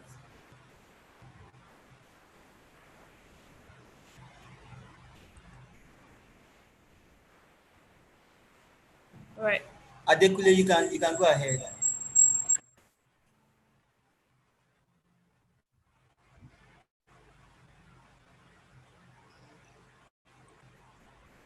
Okay, I see someone, Blessing is asking, can we get links for internships for undergraduates? So maybe whilst Adekunle is deciding, I'll just answer that very quickly.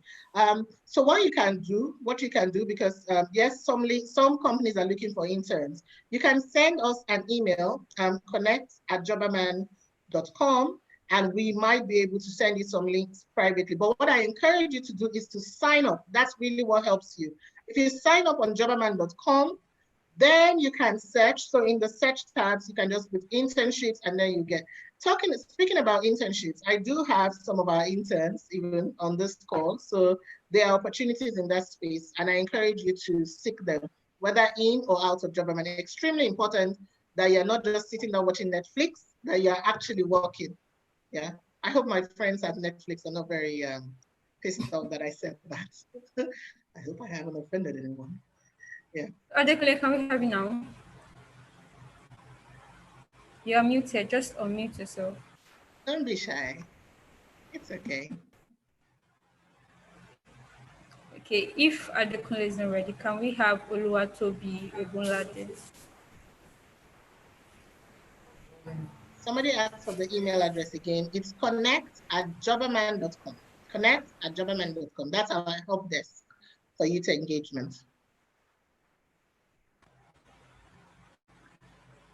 Okay, Mercy. Good afternoon. Can you hear me? Yes, we can. Yes, please. Hi. Good afternoon. Yeah, you sent the link the other time. I couldn't find it. Can you please send the links again? The link for the Jobberman jobs and to sign up. The links to sign up for the Jobberman website. Thank Okay, you. so Mercy, I'll send the links with the email. I'll be sending an email after the event, so I would include the links and the all the links will be included. Is that fine? All right. Oh yes. Thank you. Thank you. Adekunle Adewale, do you want to speak?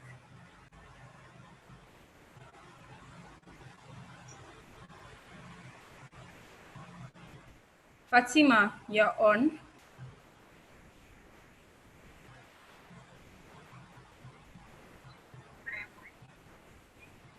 Hi, Fatima. We can't really hear you. Could you please speak louder? Oh, Fatima, we can't. You know what? Let's just take some questions in the Yes. question and answer. I think we should do that. There's some interesting questions in the chat. So Anesi says, are there companies who take product management interns? And could you like give us the list?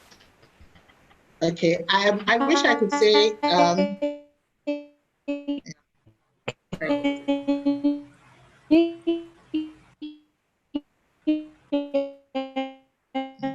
you might need to mute Princess. Yeah, I'm going to mute him. Okay. Are there companies who take Afternoon. Hi, Princess. If you can hear me, please.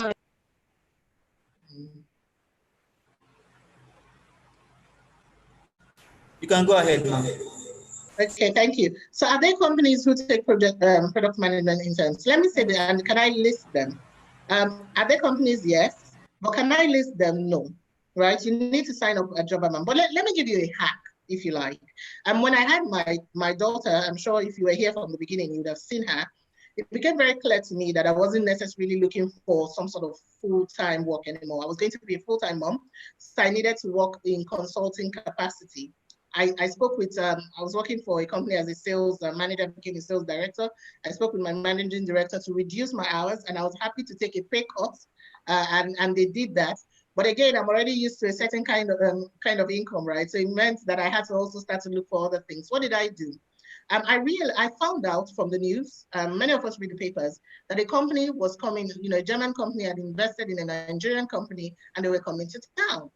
And I also did a sales analysis, and I saw that I had a plan that could help them take at least their sales figures from perhaps zero, for an awareness plan, a marketing penetration plan, to at least 20%. And when I perfected the plan, what did I do? I requested for a meeting with HR, and I went and I did a presentation. And what did I tell them? Do not pay me in the first month. I'm going to be working from home, number one. Of course, I went there with my child, so yeah. But do not pay me in the first month. But if I do what I say I'm going to do, this is what I'm looking to get out of this. I'm never going to show up in the office. I'm not, and I did that. And I did what I said I wanted to do. In fact, before the end of the first month, I got credit alert from them because they were very impressed. Guys, if you want to function in this, I'm youth engagement. I'm head youth engagement at Jobberman. I've told you what the problem we're trying to solve. 5 million young people, upskill them and place 3 million in the dignified world. If you're sitting here and you're able to help me solve my problem, what do you think is going to happen? An opportunity might just be created for you. So you need to think as a problem solver. Nobody's looking for a salary earner. You're not good to yourself. You're not good to anybody. So you need to think as a problem solver. You sit down carefully. A company might tell you they're not hiring, right? And then you sit down and you tell them, look, I've looked at your website and I've seen people, I have a mentee who does that. So he goes to websites Oh, I hope I'm not taking job of him if he's here.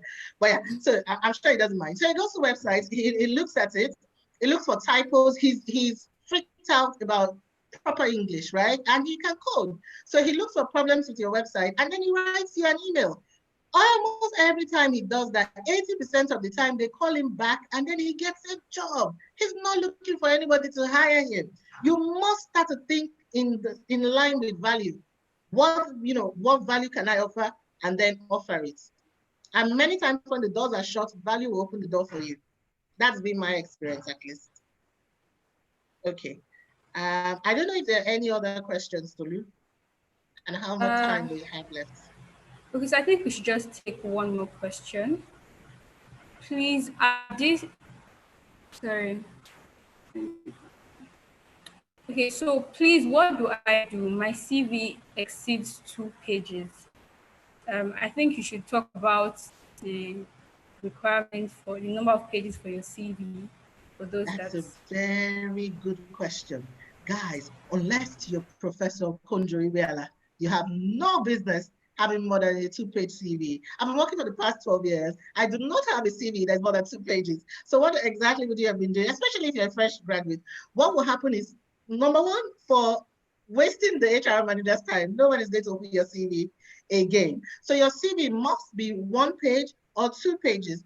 We don't have enough time. I genuinely would have loved to go into more detail, but it really needs to be succinct. You want to put your accomplishments there. So for example, if you have led a project worth $25 million, you want people to be able to see that. You need to put your soft skills there. I have Jobberman soft skills training. I have a BSc from where you have work experience, extremely important. You want to have it. So if you're a fresh graduate, you can have a 1-page CV.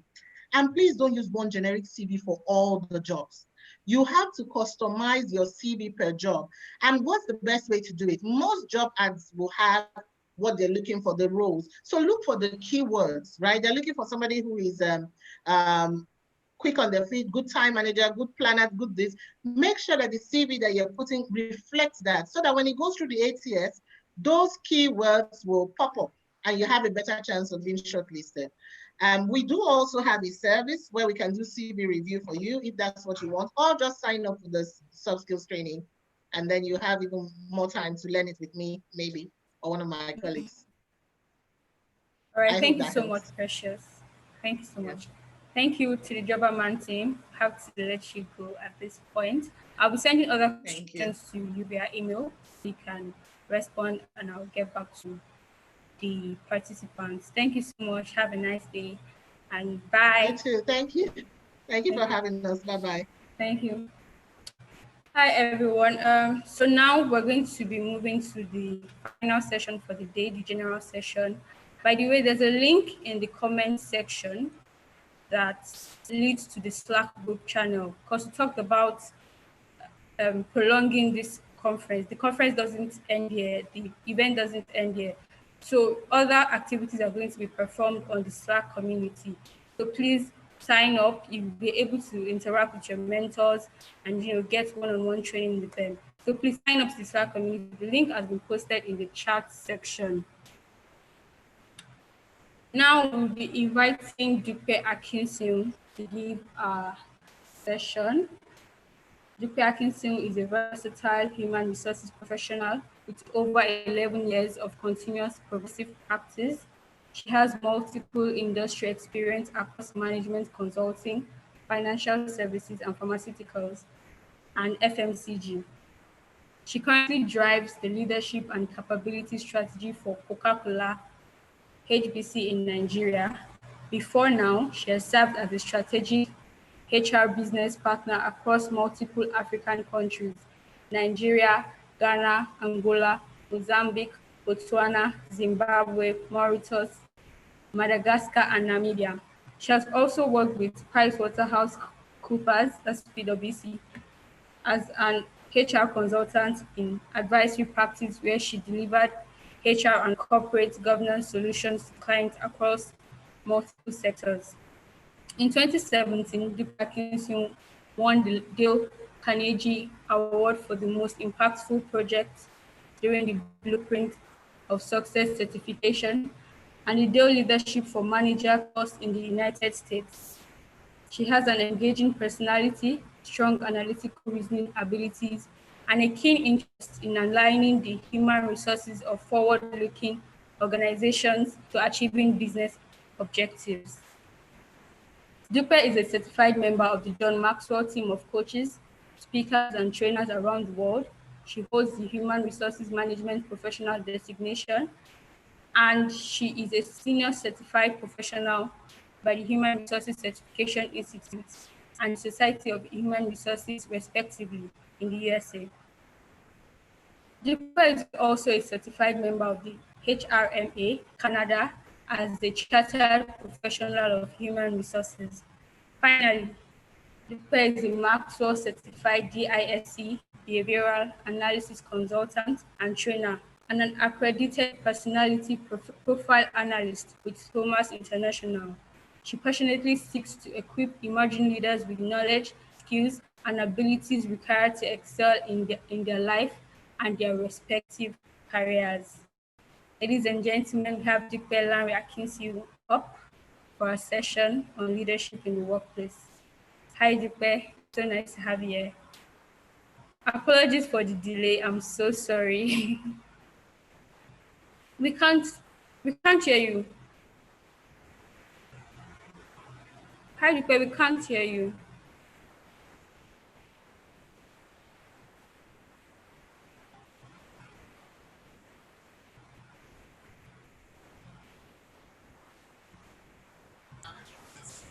Hello, Dupe, you're not on mute.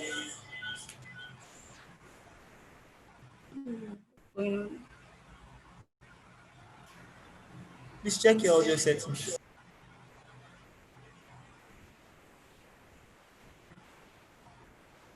No, we can't.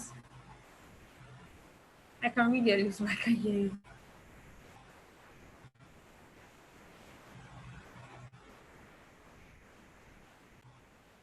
No, I can't. I can just read your lips as a professional, but I can't hear you.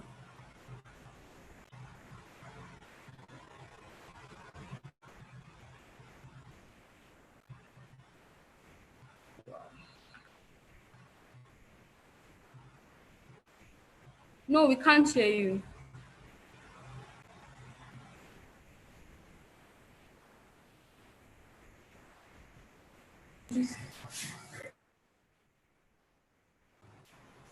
Can you please log out and join in again? Thank you. Sorry, I think there's a bit of an issue, but it'll be fixed soon. I hope everyone has joined the Slack community. The link has been posted in the chat section. Please join. I missed the link to the Slack. Please, it will be posted again. The Slack link will be again. So once it's posted, please just join.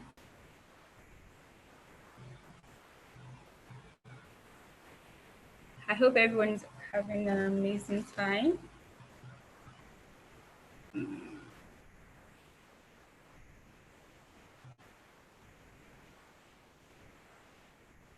Also, if you have questions that have not been answered, just send them to info@hesaleaders.com.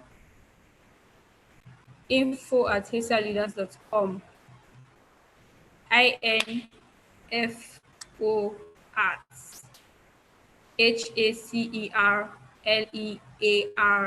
HACERLEADERS.com.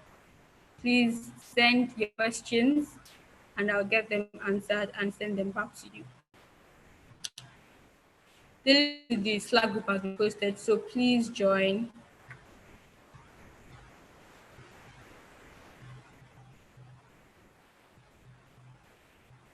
Also, you can follow us on Twitter at HESA_leaders and Instagram and Facebook at HESAleaders. Can you mute? Please, can you unmute Dupe? Mario, please unmute Dupe. I'm on it. Thank you. I'll be posting our social media handles here so you can follow us on social media.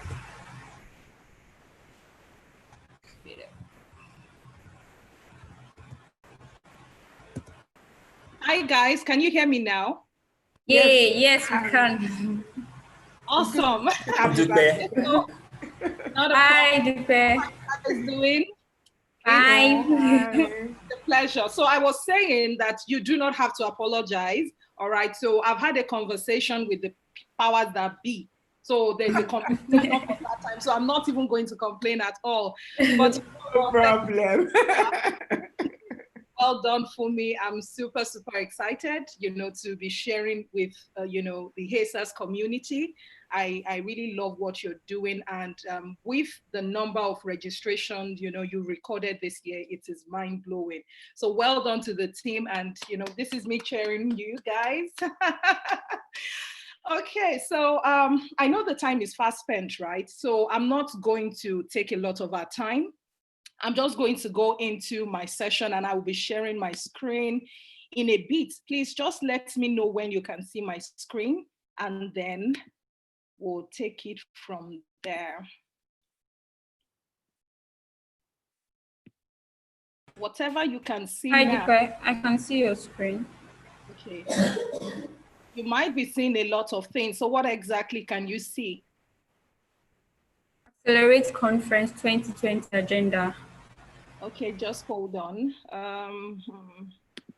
Just pardon me now because this is how these things sometimes just hold on, guys. Fine, no problem. Oh my goodness. Okay, praise God, we're here now. So I came ready, all right? So I'm going to be talking about leadership in the workplace. And this is something that is very dear to my heart, not just because I'm a member of the John Maxwell team, but because leadership is everything, right? Leadership is everything. There is only so much we can talk about with regards to being successful in life. If leadership is out of it, then everything is not going to work. Sincerely, and this is not me trying to hype my content, but you will understand what I mean when we get into the presentation. So yes, my title is Leadership in the Workplace. And if I know I'm talking to the leaders of tomorrow, we've been told we are leaders of tomorrow. So somebody said it's either they lie to us or tomorrow has not come. Whatever it is, we just need to be ready, when the time comes, right? For the tomorrow, our leaders are trying to prepare for us. But now, someone said that the best time to prepare for war is in the time of peace. So I think, or I believe that now is the right time for us to talk about leadership. But then what does leadership mean?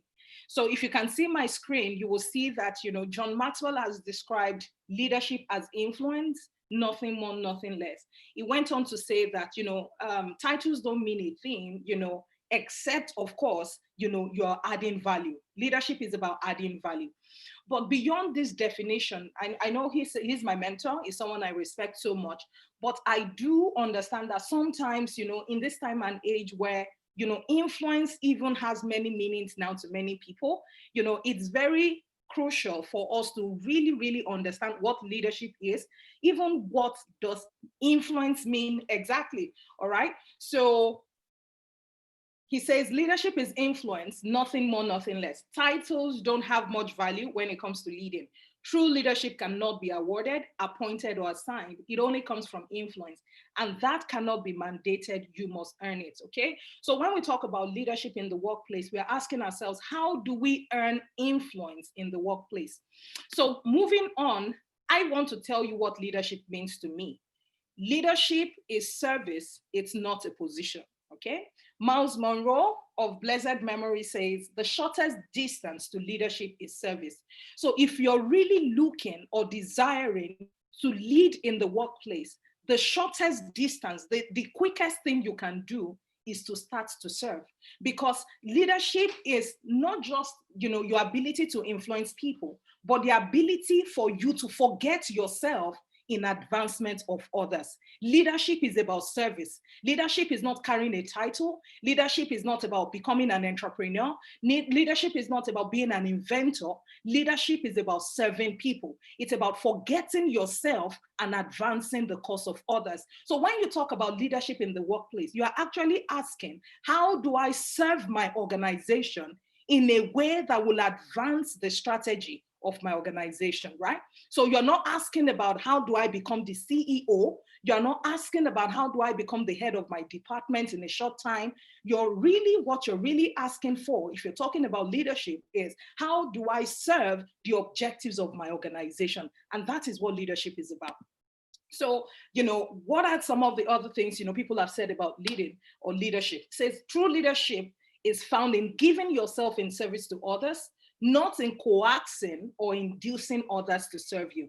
Someone else said, leadership is about being of service to others, not being served by people that choose to be a mentor and not a boss, right? So when I talk about influence, if you look at the dictionary, influence talks about your ability to have an effect on someone. So if John Maxwell says leadership is influence, nothing more, nothing less. What he's simply saying that leadership is your ability as an individual to have an impact on something, on someone.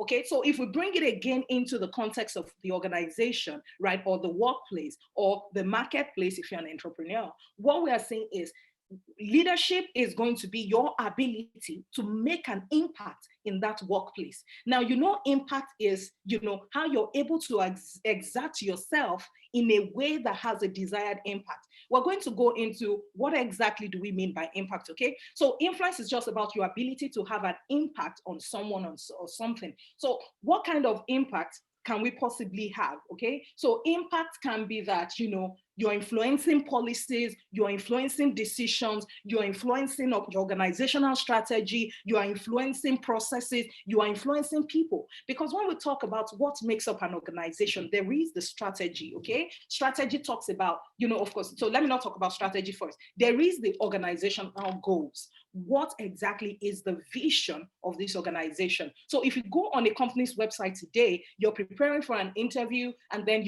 all those things will cram for interviews where you're saying, oh yeah, ask me this question now. What is their mission? What is 5 core values? What's the vision? And we cram all of those things, right?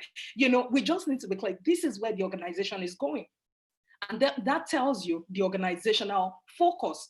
But strategy is the blueprint that the organization has put in place to achieve that vision, to get to that desired destination. So when we talk about strategy has 3 pillars supporting it: the people, the policies, and the processes, all right? Of course, there are other little things, but these are the 3 main pillars. So when we talk about your ability to influence within the workplace, we're talking about your ability to have an impact on the people in the organization that you're working with, or maybe the customers you're serving, or the stakeholders that your organization is having partnership or some form of relationship with, right? Ability to have an impact on the policies. How do you get into an organization and see that, some of our policies need to change? Okay, so guys, we had these policies many years ago. Now, in the current reality of the market in which we play, the industry we're playing, the kind of goals we want to achieve, in the face of all the global pandemic going on, are these policies still relevant?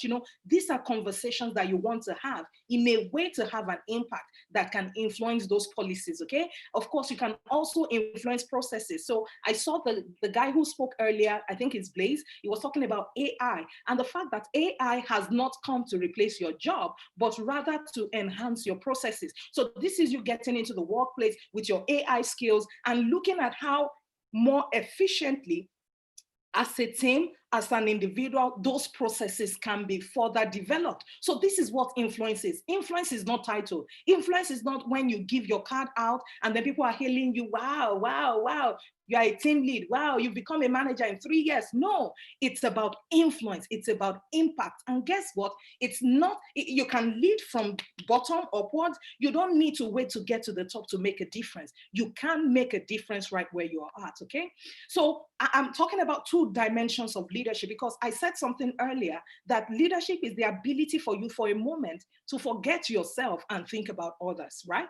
When people think so much about themselves and forget others, that's when they become egocentric. Leadership does not serve anybody's ego. Leadership is about you finding fulfillment in empowering others.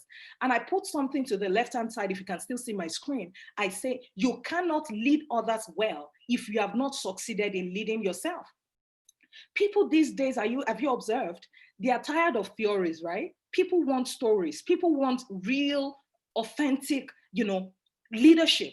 People want the real deal. People don't want you to come and tell us all those textbooks and textbooks. People want to see you and be able to emulate your lifestyle, right? People, so you need to understand that there are two dimensions to leadership. It first begins with you and then leading others. What you find out that some people are running after is the ability to control people, the ability to give people orders so that they are doing their bidding. That's not leadership. That's controlling. That can even in some cases be manipulation. Let me tell you what leadership is not. Leadership is not manipulation. Leadership is not coercion. Leadership is not force. Leadership is not all of those things. Leadership is people willingly submitting to your own ideology, or people, choosing to align with your own way of thinking because of an impact you've had in their lives. And that's what leadership is about. So think of leadership from two angles.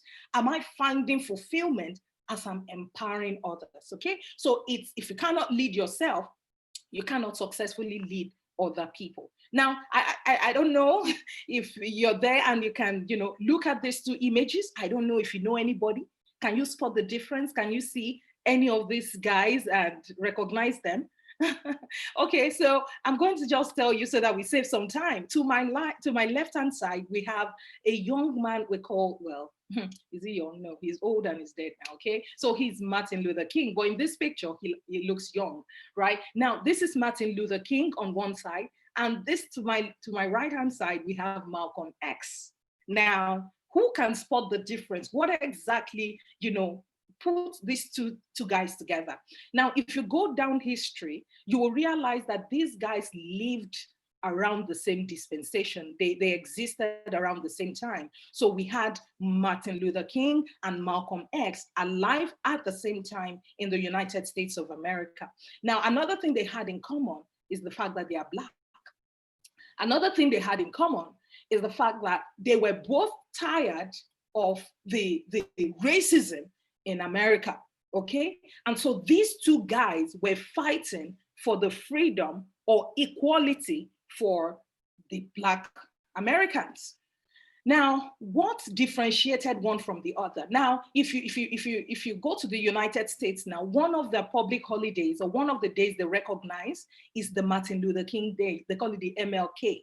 Now, because in their mind, Martin Luther King fought for them, but guess what? Malcolm also fought for them. So what was the difference? It was in their style. Now, I'm here to tell you that leadership actually, doesn't have a character on its own, just like money. Money has no character. Money has no, you can't say money is good or money is bad, okay? So the same way you can't say leadership is good or leadership is bad, or influence is good, influence is bad.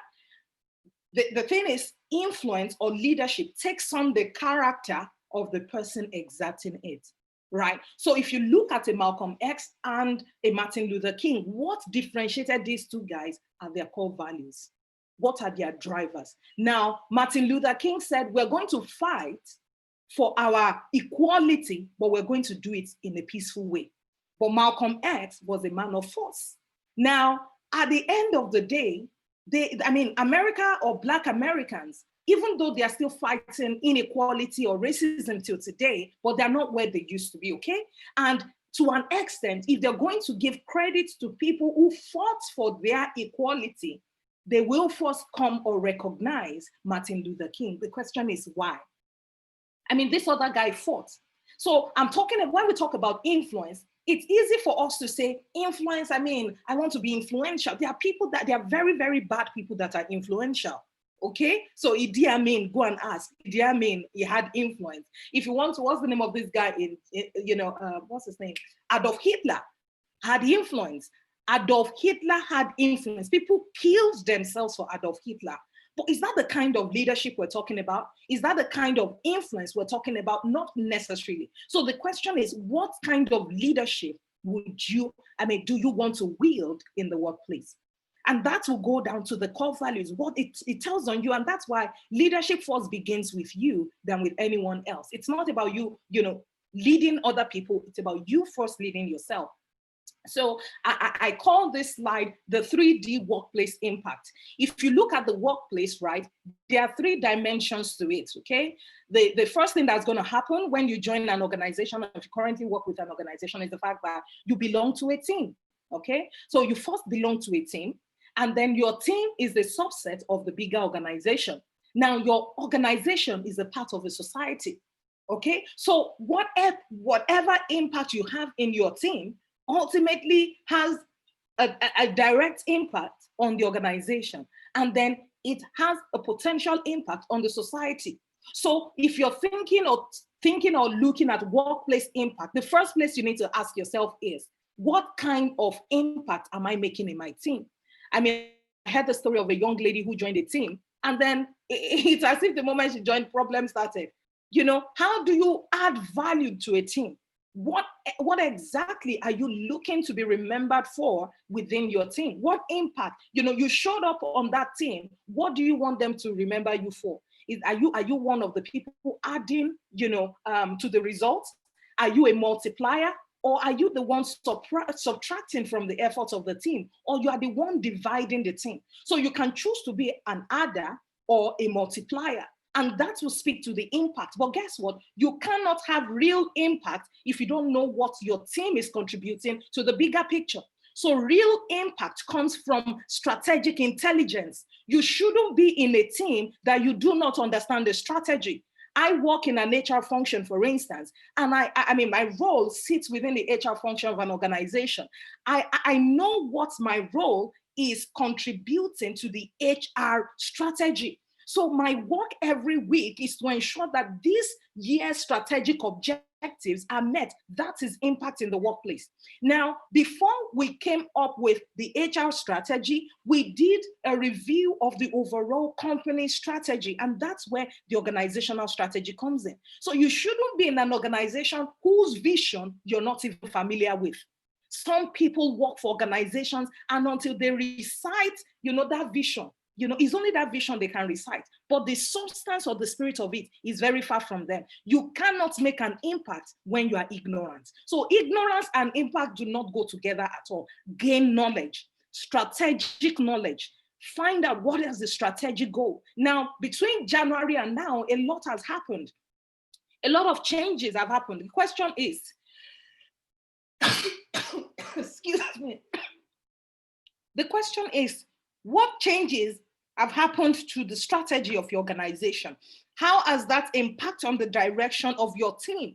What changes have you made to yourself to add value to that team?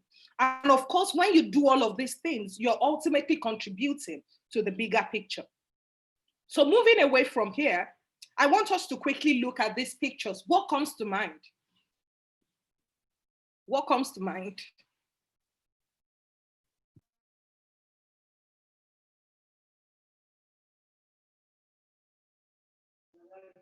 Leaders. You can see Mandela, Awolowo, Obama. You see leaders. Okay. Mother Teresa.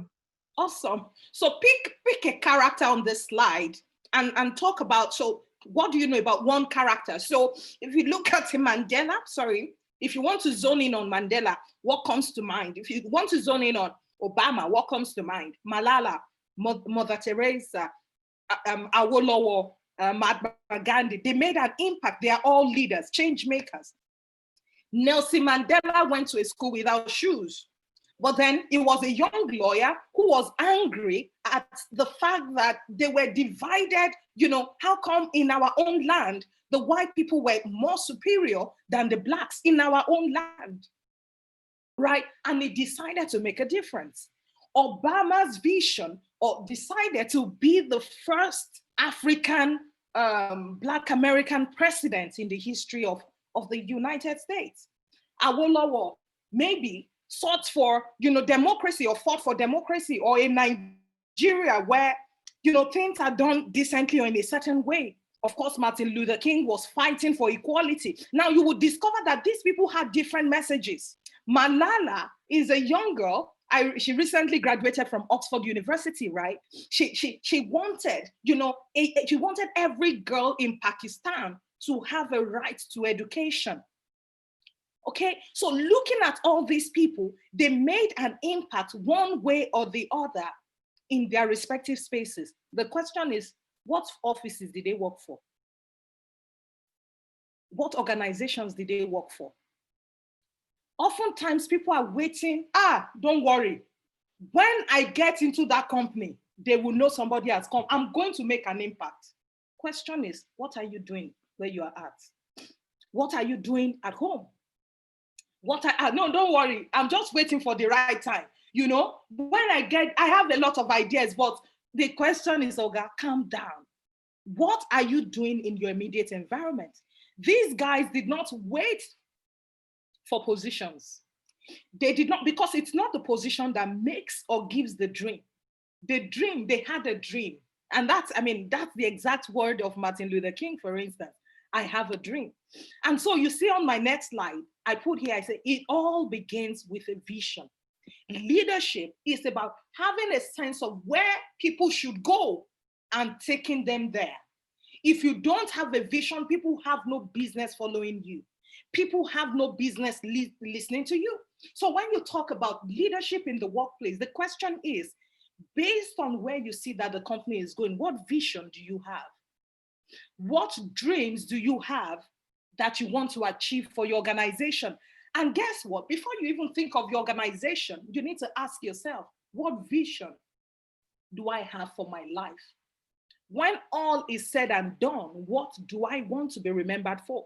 Now, if you can have this honest conversation with yourself, you will be able to drill down to identify those things, your key drivers as a person, your personal drivers, where it is not about how much somebody will pay you in salary before you are motivated to do good.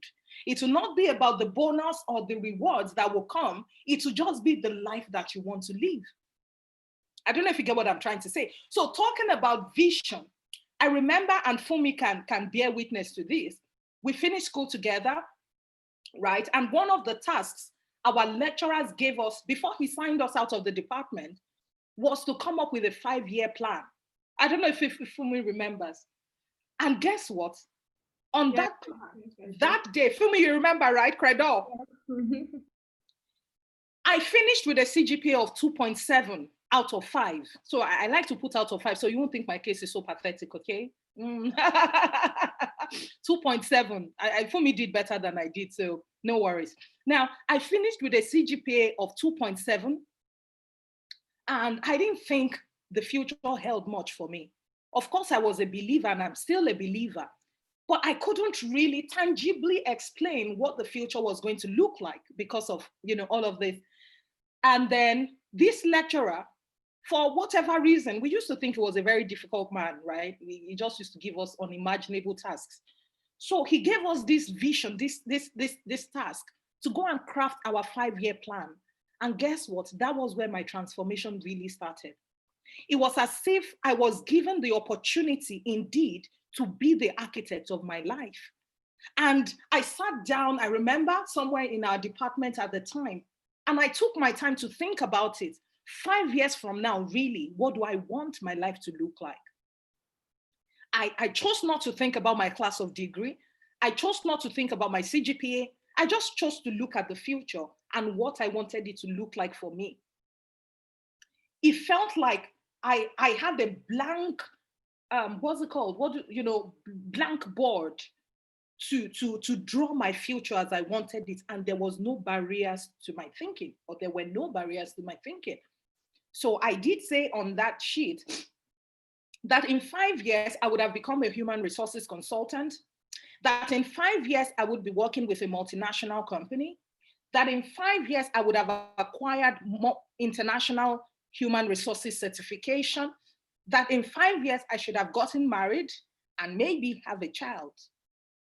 Friends, I kid you not, okay? 2 years or less than 2 years after I wrote that, I had become an associate consultant with PricewaterhouseCoopers. Less than 3 years after I wrote that, I had become certified by the Society of Human Resources Management in the United States. Less than 3 years after, I had gotten married. Now, at the time I wrote that, I did not have a boyfriend. So it wasn't like we were planning to marry and I just foresaw. No. 5 years after that, I was married. I had 3 kids. And I was a consultant with PwC. And then it was at that time I became the group HR manager of an investment bank in Lagos. Now, what vision do you have for your life? I told myself that my results may be second class lower, but my life is going to be first class. And so that influenced every decision I took. That informed the kind of energy I bring to my work. That informed the kind of association I forge with people where I go and things I do.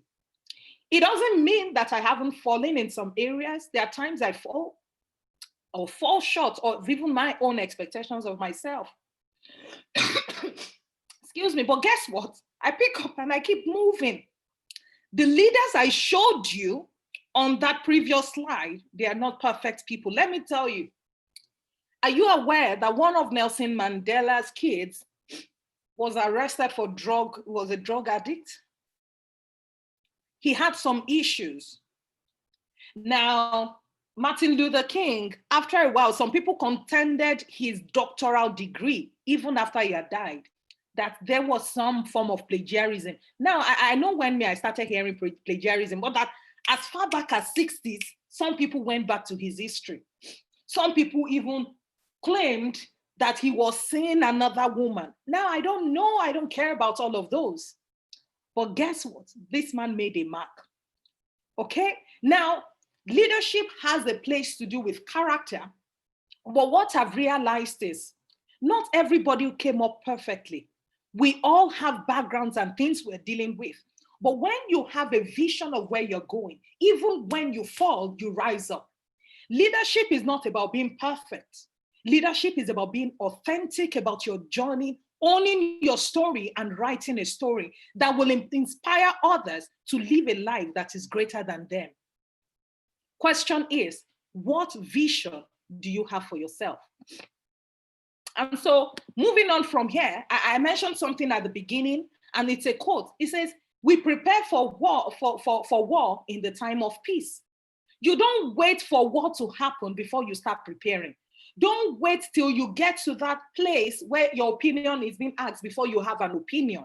You need to start preparing now for leadership. Maybe for some people, you're yet to get your first job.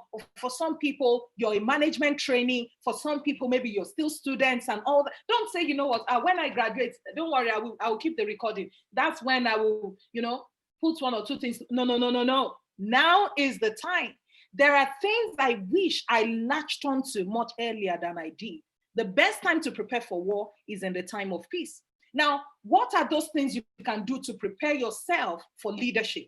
The first thing you need to recognize is the place of relationships. You cannot see, if you are the only one in this world, we don't need leadership. Okay, maybe you can lead yourself, right? But it won't amount to anything. So you need to master the skill of building quality relationships. You know why? Because in the workplace, you'll be working with people. You will not only work with people, you're working for people. You're working for your customers. You're working for your regulators. You're working for your vendors or with your vendors. So there are relationships involved in that metrics. And your ability to make a difference will be a function of the quality of relationships you're able to build. Can you guys still hear me? I see Lara say I can't hear her. Please, if you can hear me, can you say yes? So I know whether it's mine, it's from mine. Okay, thank you so much, guys. So you need to learn the skill of building quality relationships. Thank you so much, guys. Building quality relationships is very good. Okay, so invest in relationships. How do you invest in relationships? You don't invest in relationships thinking of your own agenda first. First, find out how to serve people. How can I be of help to you?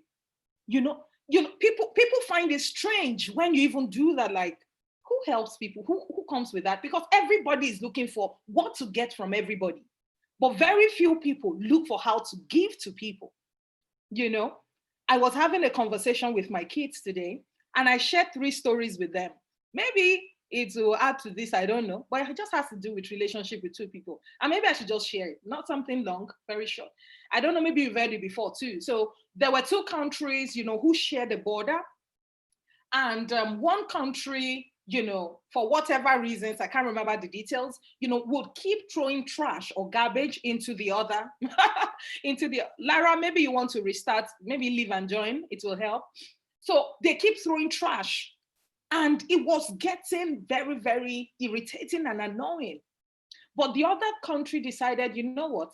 You can only give what you have. So most likely their country is so full of garbage. That's why they have a lot to share. But you know what? We are not garbage full. So we are going to give what we have. So rather than retaliate with garbage and the trash, they will rather take from the abundance of their stores, their harvest, and share with others. And I told my kids, I said, you can only give what you have. Another scenario, there was a guy who shared, he was somebody's neighbor, and he was a Black man living in a Caucasian environment. And this white man would always throw his dog poop across the fence. And so rather than the Black man responding, he would take the dog poop and use it to grow plants and flowers, especially roses. So on this particular day, he realized that he wasn't seeing dog poop again. And he's like, what exactly is going on? So he went around his fence to go and check on his neighbor that is always throwing shit at him. And he was surprised to see that this man was ill. And that was the only reason why he wasn't getting dog poop again. So he went in and the guy was like, no, why would you come? So he went to his house, plucked some flowers, some roses, and brought it to the man. And, of course, his face lit up like, why would you go to the store to do this? Why would you go and spend money to buy roses for me? And the guy said, no, I didn't have to spend a dime. And then he's like, where did you get it from? And then he said, I grew it from the shit you threw at me. So building relationships is about taking the higher level.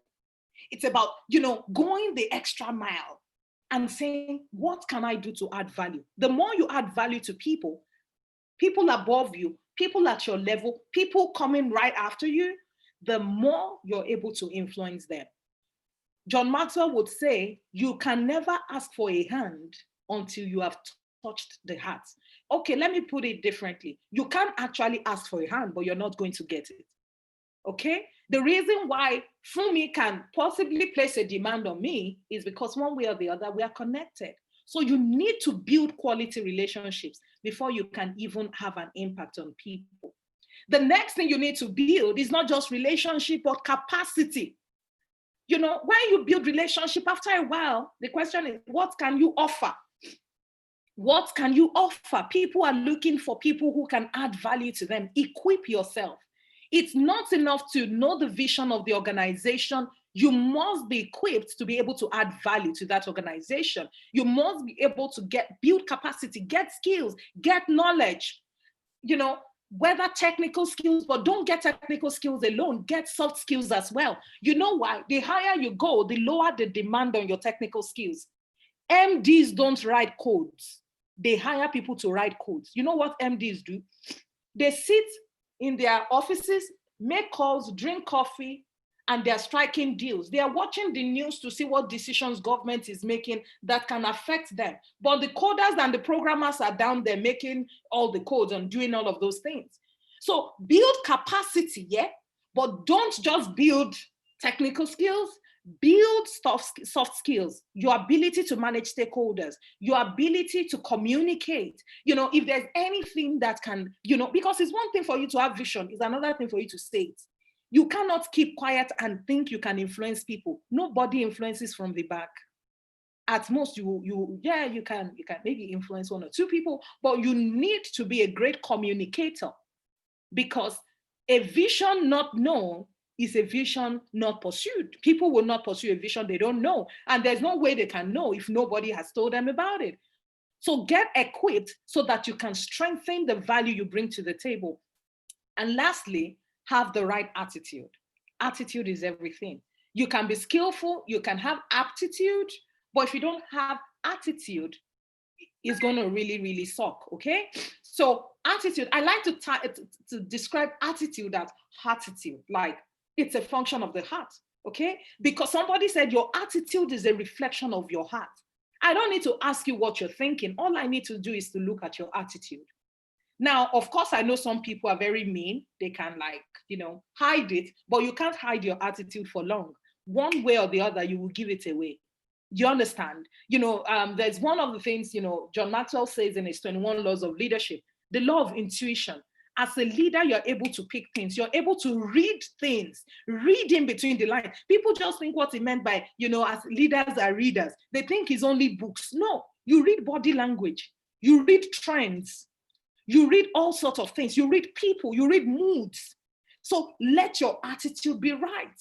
Let your motive be right. If the only reason why you want to give to people is so that you can get from them, your motives are wrong. But sometimes when you give selflessly, it comes back to you in the most unimaginable. There's a lady who I connected with a couple of years ago. She reached out to me. I just started my coaching then. She reached out to me to say, oh, I just want to check a thing or two with you, da, da, da, da, da. I spent time, I think we spent 1 hour just talking, just me listening to her. That was in 2017. She did not buy anything from me. I'm like, Dupe, you didn't close that sale. Oh my God. But then I moved on. Over the years, she still had my contact. Once in a while. She will reach out to Dupe, what do you think about XYZ? And sometime this year, she just came and said, Dupe, I've been following you for the past 3 years. I think I need to own up that I need help. I need to pay you to help me. And she did pay me good money, right? Now, imagine if at the first time, I'm like, this one, you just came and you didn't even buy a bag. Please don't come back. And then you move on, right? Now, it doesn't mean that if you now reach out to me now and say, please remember that there was somebody, he didn't pay you for 3 years. No, just kidding. I'm just trying to drive home, the right attitude. It starts with your heart. When your heart is right, your actions, align. And so looking at these guys again, what behaviors do you think, or can you pick from them? What are the key characteristics that you think stands them out? For Mandela, I would say it was sacrificial. What else? What else do you see about these guys? What behaviors? Doggedness, resilience. Thank you, Patty. What else do you see? What else, guys? Sacrificial, thank you. Perseverance, absolutely. Passion, selflessness. What else do you see? Passion, awesome. Passion, impact, determination, speaking up for others, bravery, focus, grit. I love that. Visionaries, boldness, persistence. You guys know, dream, tenacity, awesome, true motivation, commitment, courage, amazing. Self-motivation, ready to sacrifice. Obama packaging, well done, okay? Love, grit from Obama, okay? Resilience. I see a lot of things. But you know what? All of these things you see from these people or in the lives of these people, how can you begin to emulate them? Which one resonates with you? Which one do you look at today sincerely and do you see lacking in your life? This may be the first place for you to start. Resilience. Resilience. How do you speak up in the face of death? Malala, a girl that was not even up to 15 years old. Nelson Mandela was in jail for 27 years for a vision he believed strongly in.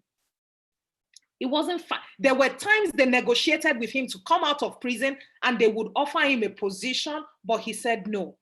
What I want, I know what I want. The question is, do you know what you want? Or will you compromise on your vision? Now, these are things I just want to leave you with. When you think about leadership in the workplace, we're not thinking of a job title. We're talking about real impact. We're talking about perseverance. Excuse me. Your ability to make a difference, make an impact, turn things around, and all of that. Thank you so much, Faith.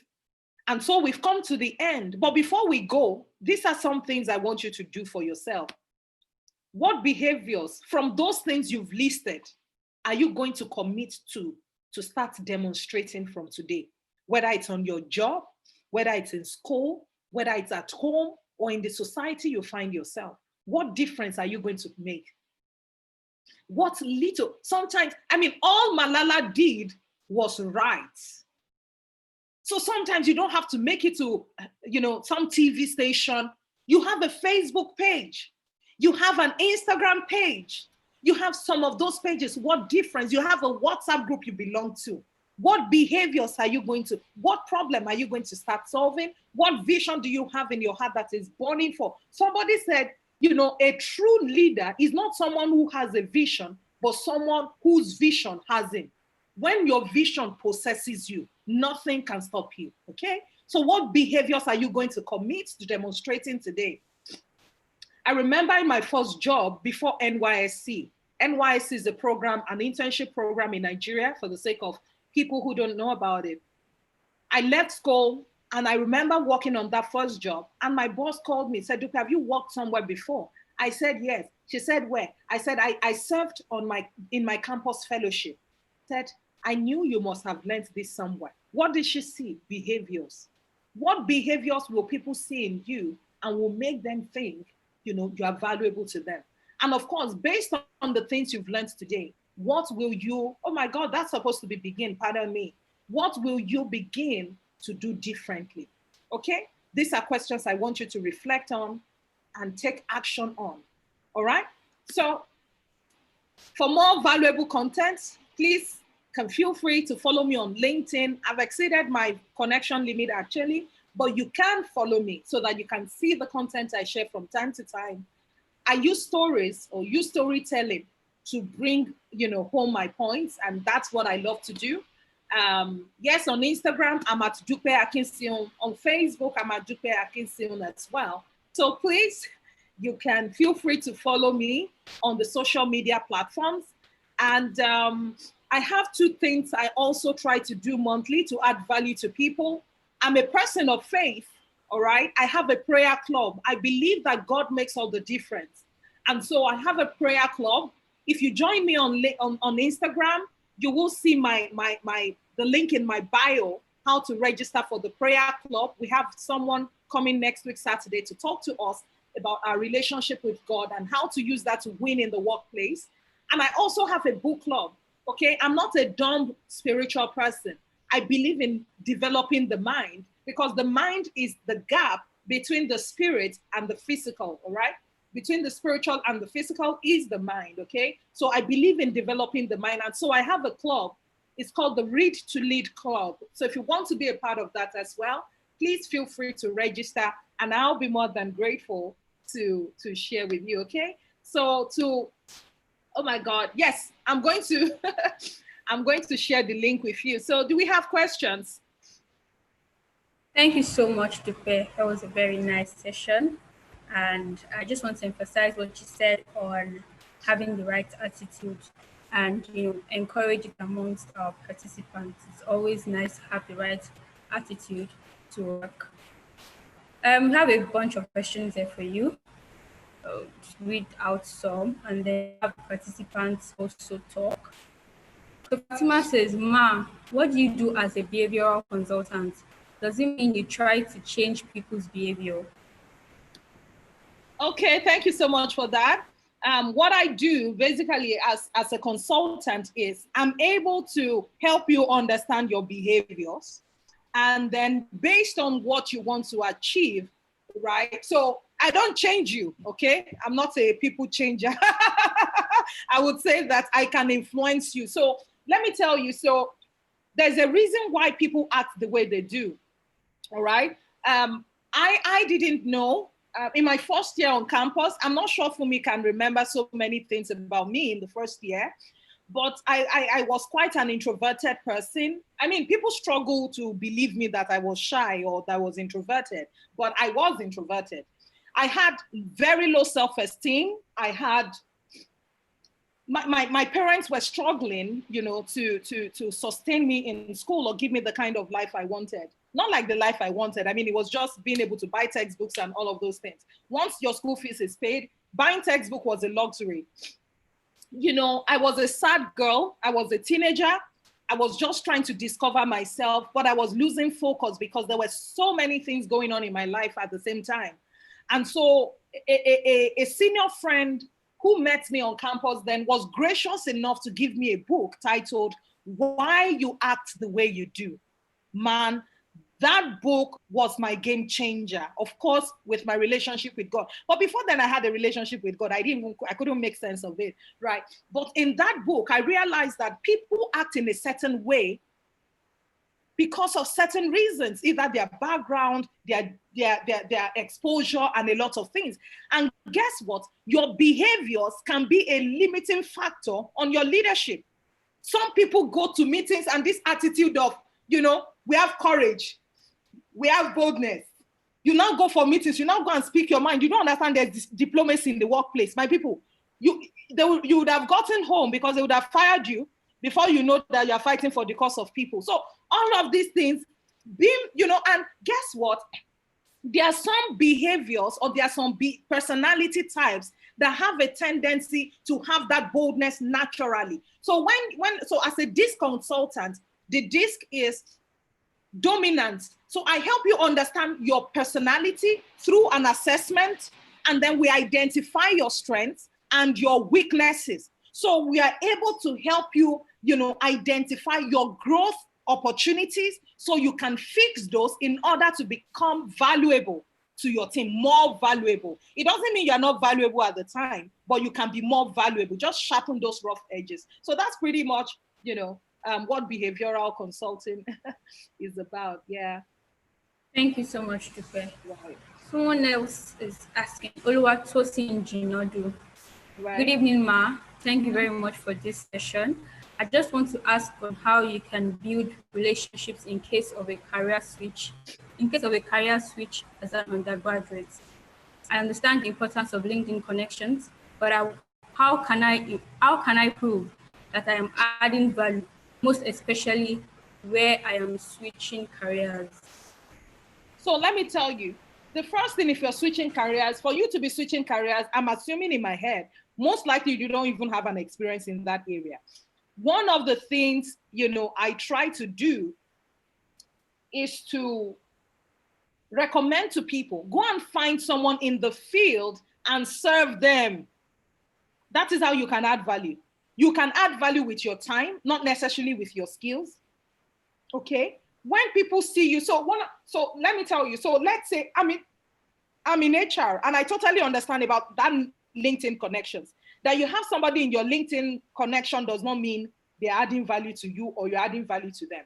Is for you to identify the industry you want to switch to or the profession you want to switch to, and being able to ask yourself, who are the people I kind of resonate with? Maybe you look at their profile, you look at their content, you can go and check them on all social media platforms just to have an idea. Because it's not everybody that is successful that wants to give back. Do you understand? Not everybody has time for, let me mentor you. Not everybody has time. So just do your due diligence and check them. Check for people in your field. Don't go and ask them, you're an accountant, you're asking an HR person to mentor you or an engineer to mentor you. It will not work or it will not be effective. Okay? So you need to go in there and find people that can be useful to you and ask yourself, how can I serve them first? So it's you reaching out to them. Maybe they post content, like it, make valuable contributions. When people send me messages on LinkedIn asking for requests, and I don't even see how you engage with my content. I don't see you have bought any of my trainings or anything. I put a training or I have an event. You're not even a part of it. And then I should spend my time with you. No, I don't prioritize such people, sincerely speaking. So there are people that, okay, so let me give you an instance. I had a conference in Ghana. I had people who volunteered in Nigeria for the edition of our program, and some people paid their way to go and serve and volunteer with me in Ghana. Now, if I'm to prioritize, do you think I will not put those guys ahead of anybody? Of course, I'm committed to them. I'm committed to people who serve my cause. So if you send me a mail, I don't know you, you're telling me, Ma, please find my CV, help me take a look at it. I'm not even going to respond to you, sincerely speaking, because I have 24 hours like you do, that I have to serve several agenda on my own plate, is not going to happen. So the first place you need to start, let me tell you, I'm doing this video from the room of my mentor. I'm not in my house as I speak. Okay? I'm broadcasting live from my mentor's room, the bedroom. Of course, his family is around. They are somewhere here. They are in the, but that is how much access I've gained, because over the years I have served. I'm no longer a protege. I've become family. Look for people whose hands you can pour water on, whose agenda you can serve in that field. Don't go and serve. I won't go and serve Ali Baba. I love him. I respect him. I love what he's doing with comedy, but he's not sent to me. Find the people that are sent to you and serve them. Annie is a prophetess, so Annie has seen something in me. Oh my God. Oh my God. Let's see if you can really see something in me, Annie, okay? Have you played Catch Me? Let's watch it when you catch me. Yeah, just kidding. Thank you so much. I feel honored and I'm happy to serve you. Oh, okay, so I see Lara is asking about mentorship program. It's a bit tricky. Okay, let me get back to you on this. I'm about to launch a group mentoring in July, and I will be happy to share with Fumi so that anyone interested can join the family, okay? Thank you so much, Dupe. Thank you so much for an amazing session. Thanks for having me. Thank you. Fumi, Lola, would you like to add anything? Yes. Thank you so much, Dupe. This is just this is the best session we could have had to wrap up this event. Like, it's so on point. Every single thing you said is, in fact, I really, really love how you concluded this, just talking about the need to serve. And I'll just like to begin on that to just thank every single volunteer on this program. And I mean, you said something very, very important. There is no way all the guys that have worked to put this, I will prioritize them over anybody, anytime. Like, if Tolu calls me 12 midnight, I am going to pick up my call. Do you understand? Because these are guys that have all served. They are all students. They have committed. And I was telling the lead, Taye, that, you know what, just get me everybody's CV. Whatever it takes, I'm going to make sure that you guys start off on a solid level. That is what Dupe is saying. You cannot expect favors from people just because, well, my name is, I'm blessed and favored of God. I mean, I'm not saying you're not, but the truth is that there's a place for service, because it triggers something in the other person that makes the person committed to supporting you and to helping you become, way better than you have been. Thank you so much, Dupe. I am so excited that we had you here. I love that we even put you in this session, because it just wraps everything together very well. Thank you so much, Dupe. Thank you. Please follow Dupe. Please, if you say, even me, I absorb and I soak our content every time. So please follow on social media. I think our links are there. They've been posted. And believe me, you want to join our book club. For those of us that read, we know what it means. Like, that is even your gateway to the world, to be a reader. So if you're struggling with reading, you can't just get around those things by yourself. Joining a book club really helps. So please do indulge us, and please help us send it to all attendees, the links, so that people can join those book clubs. And then we'll also send it out as well. They will also be posted on our social media links so that people can also go there and check it. Thank you so much, Dupe. Thank you. So this brings us to the end of this conference. It has been amazing. I've had so much fun since yesterday. It's been really good, from Deepa's session to Ola Diamonds to all the mentors yesterday. And then today with Bankole Williams, with Precious, and now with Dupe. I mean, like, your lives, everybody's lives should have been, transformed, I'm sure. And so we'd like to say a very big thank you. So sorry, Tintero. Can I quickly rush out now? I just need to be somewhere. Yes. Thank you. Thank you so much, Dupe. It was really great having you. Thank you. Bye, guys. Thank you so much, Dupe. Bye. Thank you. Bye. Thank you. So this brings us to the end, and I really want to appreciate everybody that stayed all through. I'm sure it's been worth your time. Thank you very much. We're going to be posting a lot of things on our social media handles. Please follow for what happens immediately after this event.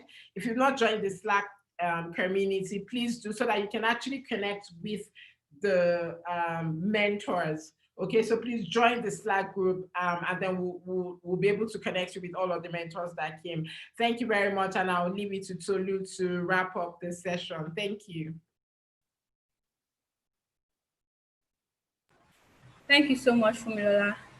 So guys, we're done with the conference, but please follow us on all our social media handles and also join the Slack community, because more information is going to be passed across on the Slack group.